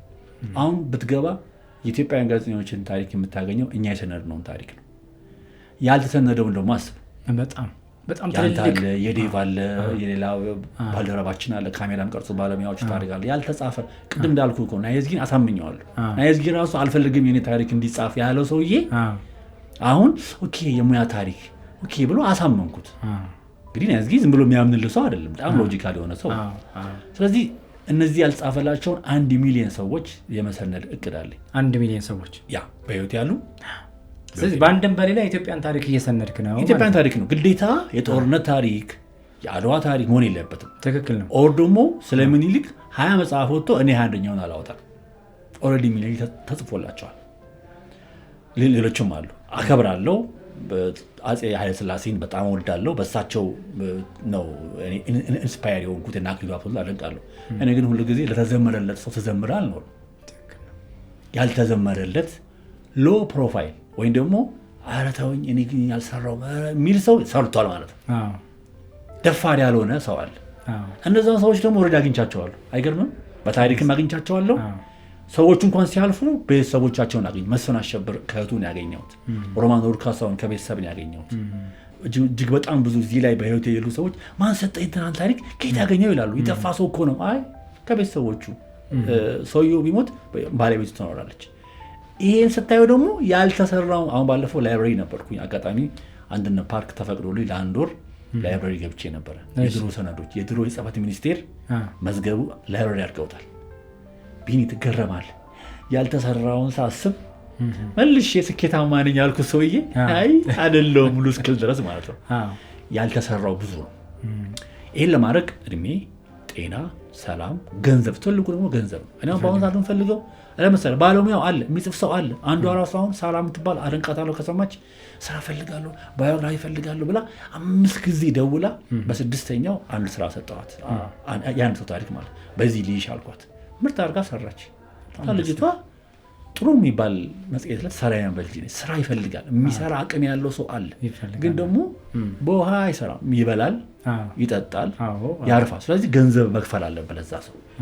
ያን ፋይናንስ ለማግኘት ነው እኛ ኢቬንት የምናዘጋጀው። ባለቤት የምሰራውን ስራ የድለላ ስራ ላይ እኔ ማህበረ ሼር ነኝ። በነገራችን ላይ ደንበኛ መሰጣት ቀበላታለሁ ኮሚሽን ማለት ነው። ስለዚህ ከዛም ማገኘው ነገር ቢኖር እስካሁን የለም ቢኖር ወደዚህ ስራ ላይ ኢንቨስት እናደርጋለን። ነገ ደግሞ ምን አይነት ስራዎች ውስጥ እንደምገባ አይታወቅም። ልክ እንደ ጎልድ ኮስት አይነት ስራ ሲመጣ ለገንዘብ እየሰራው አለ። አይ ለገንዘብ ከዛ ማግኘው ገንዘብ እዚህ ላይ ህልምህ በቃ በዚህ ላይ መስራት ህልሜ ላይ ነው ማለት ብቸኛው ኢትዮጵያዊ የአእምሮ መዝገብ ወይ ደግሞ ዊኪፒዲያ ታሪክ ሰናች ተብያለሁ። ታሪክ ሰናቸው እኔ ራሴ አሁን ማነስ ባል ጋዜጠኛ አይደለም። ለምን ዜና አልሰራም፣ የስፖርት ዘገባ አልሰራም፣ ቴሌቪዥን ላይ ኤርታይም የለኝም፣ ዘገባ አልሰራም፣ የመንግስት ፕሮግራሞች ላይ ተገኝቼ የማደርገው ነገር የለም። ስለዚህ እኔ የምሰራውን የሰው ባዮግራፊ መሰነድ፣ የድሮ ፎቶግራፎችን መያዝ፣ ፕሪዘርቭ ማድረግ ስለሆነ ታሪክ ሰናጅ የሚለው ማዕረግ ራሴን በራሴ የሰጠሁት። ዳላስን በተደረገው የሽልማት ስነስርዓት በታሪክ ስነዳ የዛሬ 2 ዓመት ተሸልም ያለው ነው። ያም ራሱ ላይ ትንሽ ኢንከሬጅም ያደርገኛል። የተከበራችሁ አዲስ ምዕራፍ ፖድካስት ተከታታዮቻችን እዝራ እጅጉ ታሪክ ሰናጁ የሰዎችን ታሪክ የሚሰንድ የኢትዮጵያን ታሪክ የሚሰንድ ከራሱ አልፎ ለሀገር ለትውልድ እንዲተላለፍ ታሪክ የሰሩ ሰዎችን ሰንዶ አስቀምጦ ሀገር በፈለገች ሰዓት ገልበጥ ስታረግ የፈለጋችሁን አይነት ሰዎች ታሪካቸውን እዚህ ውስጥ የምታገኙበት ማንንም ሰው ደውላችሁ ሳይሆን አንብባችሁ ፈልጋችሁ የምታገኙበት ይሄን መጽሐፍ የጻፈልን ጀግና ታሪክ ሰናዳችን ነው። ጋዜጠኛ እዝራ እጅጉን ለሰጠን ጊዜ በጣም እናመሰግናለን። በነገራችን ላይ ከመጀመሪያው መጽሐፍ ሁለተኛው እና ሶስተኛው የሥነ ጽሁፍ አቅሙ ውበቱ ምን ይመስላል? ሁለተኛው ትንሽ አድጓል። አንደኛ ተምረንበታል። የመጀመሪያው ተምረን ፋይናንስ ስላልነበረን አርታኢን ከፍሎ ለማሰራት አቅሙ አልነበረን። ሁለተኛው ላይ ግን ናይ ጊዜ እኔ ጓደኛ የሆነ አስራት ከበደ ለኛ ሀብተ ብርሃኔ 3 አርታኢን ያየው። 3 አርታኢ ብቻ አይደለም፣ አንድ የይዘት አማካሪ ያለው ቤርሳቤ ጌቴ፣ ምክትል አዘጋጅ ያለው ሂላሪ ተስፋዬ። ስለዚህ እነዚህ ሰዎች ሁሉ ፋይናሊ ያዩታል።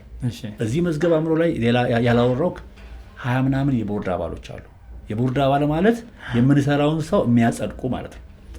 ዋና ዋናዎቹ እንኳን ብንጠቅስ ጥሩ በለጠ አለ፣ ፕሮፌሰር ነብዩ ባየ አለ፣ የመሳሰሉ ሰዎች የኔን ስራ የኔን ፕሮጀክት አምነው ከኔ ጋር አብረው ተከፋይ ናቸው። ተከፋይ አይደሉም፣ በበጎ ፍቃድ ከአርታኢዎቹና ከጸሐፊዎቹ ውጪ የቦርድ አባሎቹ በ15 ቀን አንድ ጊዜ በዙም በምናደርገው ሚቲንግ ላይ ይሳተፋሉ። የመዝገብ አእምሮ እድገት ይገመግማሉ።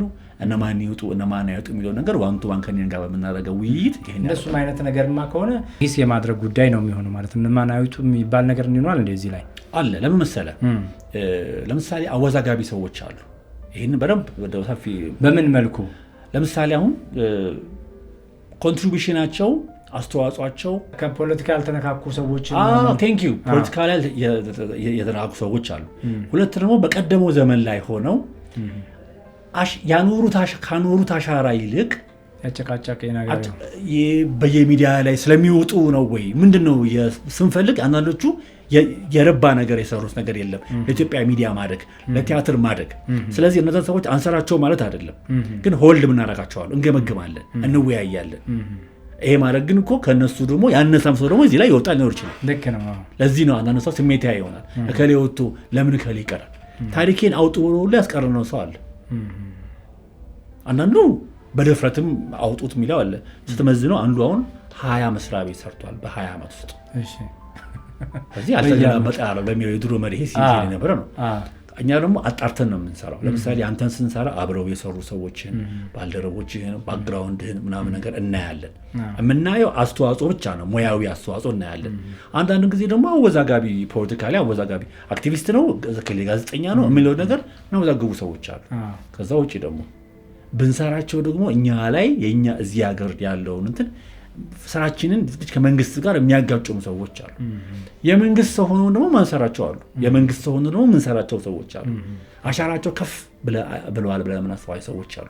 ምናልባት ፖስት ቢደረጉ ሰው ሶሻል ሚዲያ ላይ ሊተቻቸው ይችላል። የኛ ጉዳይ አይደለም። ሙያዊ አሻራ አላቸው ወይ? ይሄ ነው እንትን ሀሳብ። በጣም ግሩም። እዝራ እጅጉ መቼም ካንተ ጋር ብናወጋ ማለት ይሄን 20 መጽሐፍ የጻፈ ሰው ጋር በጣም ለእያንዳንዱ መጽሐፍ ብዙ ሰዓት ይፈልጋል። ራሱ 20 ሰዓትም አይበቃውም ለእያንዳንዱ መጽሐፍ እና ከልጅነት ጀምሮ ጉልምስናህን እንደገና ደግሞ ወደ ጋዜጠነት የገባህበትን ዘመን ከዛ ደግሞ ወደ ጽሁፍ ወደ ስነዳ የገባህበትን ዘመን ወርቅ አድርገህ አጫውተህናል። ለሰጠህን ጊዜ እጅግ በጣም ነው የማመሰግነው። እባክህ አለ ቀረ ይሄ ቢተሰማ ደስ ይለኛል የምትለው ነገር ካለ ንገረኝና እንመሰጋለን። እግዚአብሔርን አመሰግናለሁ። ለምን ጸሎቴን በተለይ አምና ጸሎቴ በቃ አምና ከባድ በቃ ራሴን ሁሉ እስከምጠላ ድረስ ሎድ የበዛብኝ ይሄን መቼ ነው የማልፈው የምልበት ጊዜ ነበር። ይሄን አልፌ የሆነ ሰው ይሄን ነገር ማወራበትን ጊዜ አመታችልኝ ብዬ ነበር ለእግዚአብሔር ጸሎቴ ነበረውና ልክ እንዳልኩት ጭንቀት፣ ስጋት፣ ጸሎትና ስኬት ምናምን ብሎ እግዚአብሔር ነገር እየሆነ አሳክቶት ለዚህ በመቀጠል እግዚአብሔርን አመሰግናለሁ፣ ቤተሰቤን አመሰግናለሁ። እድል ደግሞ ሰጠኝ። ለምን ማወቄን ራሱ መስራቴን ማቀው ራሱ እኔ ሳወራው ይሄን ተርቻለሁ ምናምን ያለው ያን ያህል ትሁት ነኝ ብዬ ራሴን አላሳንስም፣ እችላለሁ ብዬ ነው የማምነው። በጣም ግሩም ሽልማት ፕሮግራሞች ላይ ራሱ ሲሸለም ይገባኛል ለማለው እኔ እንጂ እኔ ይሄ ነገር እኔ በእርግጥ ከኔ በተሻለ አምናለሁ አይደለም። በእኔ ዘርፍ እኔ ያቅሜን ሰርቻለሁ ብዬ ነው የማስበው። ይሄም ስደፍር ሌላው እንዲደፍር ፈልጋለሁ። ለምን እኔ የምደነቀው በቲያትር አይደለም፣ በልብ ወለድ አይደለም፣ በካሜራ ስራ አይደለም፣ በስነዳ ነው። ስለዚህ ጥሩ ነጥብ አምጥተህ አስተማሪ ሰርተሃል ብሎ ኤክሰት አይገባኝም አትልም። ለዚህ ከሆነ ይገባችኋል ታሪካችሁ ይምጣ ሲባሉ አጥንተንኛ አስብኛ እኮ አጥንተን ሪሰርች አድርገን ሰርተሃል በዚህ አጎልተህትና መሆን የለበትም። ለምን አስተማሪ ሲሰጥ ግሬድ እምቢ ትላለህ እንዴ አትልም። ስለዚህ ይሄን ሁሉ መንገድ ውስጥ አልፌ ይሄን ፐርሶናሊቲ እንዳዳብር የሚያደርገኝ እግዚአብሔር ስለሆነ ለምን ጥበብን ማስተዋልን የሚያጎናጽፍ እግዚአብሔር ነው። ቤተሰቦቼ አባቴ አቶ እጅጉ ሙላት ሁሉ ጊዜ የማከብረው ማደንቀው ጥንካሬን ያስተማረኝ የ35 ዓመት በህይወት ያለፈ አሁን ደግሞ የኢንሹራንስ ሰዎች ታሪክ የሚል ደግሞ ለብቻ ልሰራ ነው። በነገራችን ላይ ብሬክ ላድርግልህ በዚሁ የእናቱ ኢየሱስ ወርቅ ዛፉ የኔ አባት አቶ አያሌው በዛብህ ትናንትና ተመስግነው ነበረ በሂልተን ሆቴል በተደረገ ፕሮግራም ላይ። እነዚህ ሰዎች ደግሞ ያካተተ ለብቻ ዘርፍ የራሱ ዘርፍ ማለት ነው። ያው ከባድ ነው። እኔ የቀላቀልኳቸው እኮ አሁን ሞላ እንዲልልኝ ነው። ለምን እስኪ ፈተናው አሁንም አለ። ጽፎ አይልክልህም፣ ኢንተርቪውም ይላል ዓመተ ምህረቱ። ግን ይሄኛው በጣም የተሻለ ሀሳብ ይመስለኛል። ሰውን በየዘርፉ መሰነድ ግን ከባድ ነው። እስኪ ሞላ የ100 አሁን እኔ ይሄን ለመስራት 3 ዓመት ነው ሰራው። 3 ዓመት የሙሉ ጊዜ ስራ መሆን አለበት። በቃ ሙሉ ጊዜ ስራ መሆን አለበት። ኦር ደግሞ ፕሮጀክት ብለህ ለባለሙያው ቀጥረህ ለብቻ ፎሎ መተማር። ይሄ ማለት ደግሞ አሁን በፕላን ነው የሚሰራው። የ3 ወር የ6 ወር የ1 ዓመት እቅድ ካልያዝክ በፍጹም አትሰራው። ከባድ ነው። ስለዚህ ግን እግዚአብሔር ያሳካዋል። እኔ አሁን ብዙ ጊዜ ድሮ ምን ነበር ተማሪ ነበርኩ። ፋና እያለሁኝ ብዙ ነገሮችን አልሰራሁኝም ነበር። ስለዚህ ነገ ደግሞ የሆነ ሰው መጥቶ 20 ሚሊዮን 30 ሚሊዮን ብር 40 ሚሊዮን ብር ካና ይሄን ስራ ሚሊዮን ዘመን ይመጣል። ትክክል ነው። የሚያይም ሰው ካለ በዚህ አጋጣሚ ይስጠህ። ፕሮዲውሰር ይፈልጋል። ፕሮዲውሰር ቢኖር አብሮ መስራት የሚፈልግ ሰው ታስተናግዳለህ። ኦፍ ኮርስ በጣም ቢኖር እንደኛ ነገር ለሀገር ትልቅ ኮንትሪቢዩሽን ነው። አንዳንድ ጊዜ ሰዎች እዚህ ነገር ላይ ኢንቨስት ቢያደርጉ ትርፍ አይገኝበትም ከወዲሁ ወቁት። ግን አእምሮ የሆነ እርካታ ይገኛል። ለምን ትምህርት ቤት የመጽሐፍ ስራ የምትሰራው ለጄኔሬሽን ነው እንጂ እኔ አድቨርታይዚንግ ብሰራ ሌሎች ስራዎችን ብሰራ ከዚህ በላይ ገንዘብ አላገኝም። አንድ መጽሐፍ እኮ እኛ የምንሰራው 800,000 700,000 ብር ነው። አንድ ሰው አንድ ማስታወቂያ የሚሰራበትን እኛ አንድ መጽሐፍ ሰርተን ጊዜ ይበላብናል። አስብ ባለሙያ ከፍለ አርመ 3 5 አሁን ይሄ መጽሐፍ ታምናለህ 15 ጊዜ ነው ፕሪንት የሆነው ሲታረም ሲለቀም ዘዴውን ሲያየው ባለሰዎቹ ሲያዩት ጀታ ማካሪዋ ስታየው እኔ ስደውል ማታ ስንጨቃጨቅ ስብሰባ ስንሰበሰብ ሙሉ ተቻለ ይሰራ አድካሚ ነው ለማለት ነው። እግዚአብሔር ስለረዳኝ ይመስገን። አንተም ቢኒ ምዕራፍ ከነ የካሜራ ባለሙያዎች በሙሉ እግዚአብሔር ይስጣችሁ። ይሄን ልምዴ እንዳካፍልና ደግሞ ሌሎች ሰዎች ከኔ እንዲማሩ ስላደረጋችሁ እግዚአብሔር ይስጥልኝ። አመሰግናለሁ። እጅግ በጣም ነው የምናመሰግነው። የተከበራችሁ የአዲስ ምዕራፍ ፖድካስት ተከታታዮቻችን ዛሬ ከተወዳጁ ጋዜጠኛ ነገር ግን አሁን ባለው ወቅታዊ ስም ከታሪክ ሰናጁ እዝራ እጅጉ ጋር የነበረን 2ኛ ክፍል በዚሁ ይጠናቀቃል። ለሰጠን ጊዜ እጅግ በጣም እናመሰግናለን። በእናንተ ስም ይሄን ፕሮግራም ቁጭ ብላችሁ ተከታትላችሁ ሀሳብ አስተያየታችሁን ለሰጣችሁን በጣም እናመሰግናለን። እንዲህ አይነት ሰዎች መበረታታት አለባቸው። የሰዎችን ታሪክ ብቻ ሳይሆን የሀገር ታሪክ ነውና የሚሰንዱት ከትርክት ይልቅ ታሪክን የሚያስቀምጡ ሰዎች የሚደነቁ ናቸው። የሚጽፉ ሰዎች የሚደነቁ ናቸውና ይህን መጽሐፍ ስለጻፈልን እጅግ በጣም እናመሰግናለን። እዝራ እጅጉ ለሰጠን ጊዜ እያመሰገንን እናንተም አብራችሁን ስለነበራችሁ እያመሰገንን ፕሮግራማችን ለብዙ ሰው እንዲደርስ ላይክ፣ ሰብስክራይብ እና ሼር አድርጉ። ይህን ፕሮግራም ከእኛ ጋር ሆናችሁ ሼር ላደረጋችሁ ሁልጊዜ ለምትከታተሉን ከወዲሁ ምስጋና ባላችሁበት ይድረሳችሁ ማለት እንፈልጋለን። እዝራ እጅጉ እዚህ አዲስ ምዕራፍ ጋር መጥተህ ጊዜህን ሰውተህ ከኛ ጋር ያንተን ታሪክ ለተመልካቾቼ ስላደረስክልኝ እጅግ አክብሮታለኝ። በጣም እናመሰግናለን። ከዚህ በኋላ ለምትሰራው ስራዎች እግዚአብሔር አምላክ በስራዎች ጣልቃ እየገባ መንገድህን ነፃ እያደረገ ከፊት እየቀደመ የተሻለ ውጤት እንድታመጣ በኢትዮጵያ ታሪክ ላይ እዝራ እጅጉ የሚባል ታሪክ ሰናጅ ከፍ ያለ ስም እንዲኖረው እግዚአብሔር አምላክ በስራዎች መከናወንን ያደርግልህ። አሜን። እጅግ በጣም እናከብርሃለን። በጤና ይባርክ፣ ቤተሰብህን ይባርክልህ፣ ሀገርህን ይባርክልህ። እናመሰግናለን። ቴንኪው። አመሰግናለሁ። ዋው እግዚአብሔር ይስጥልን። እያንዳንዱ ምስል አዲስ ምዕራፍ ነው። እያንዳንዱ ታሪክ በጥራት መነገር ይገባዋል። ዘመኑን የመሰለ ምዕራፍ ስቱዲዮ። ምዕራፍ ስቱዲዮ ዶክመንተሪ ፊልሞችን እውነት፣ ስሜትና ጥራትን በማቀናበር ታሪክን እናሻግራለን።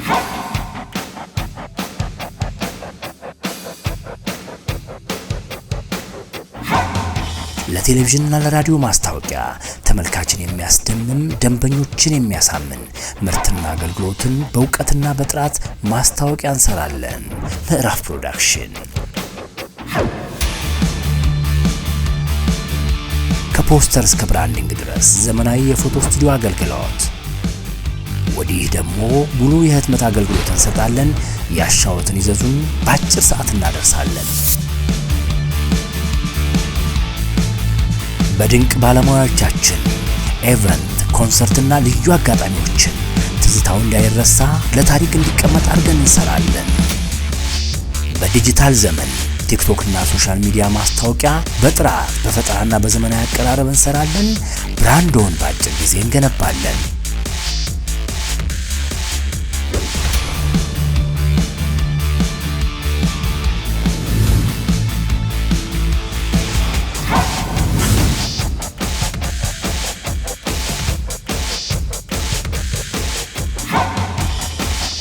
ምዕራፍ ፕሮዳክሽን በካበተ ልምዳችን ሐሳብን ወደ ምስል፣ ምስልን ወደ ታሪክ እንቀይራለን።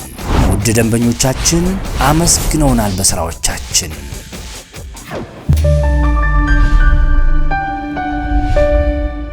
ምዕራፍ ፕሮዳክሽን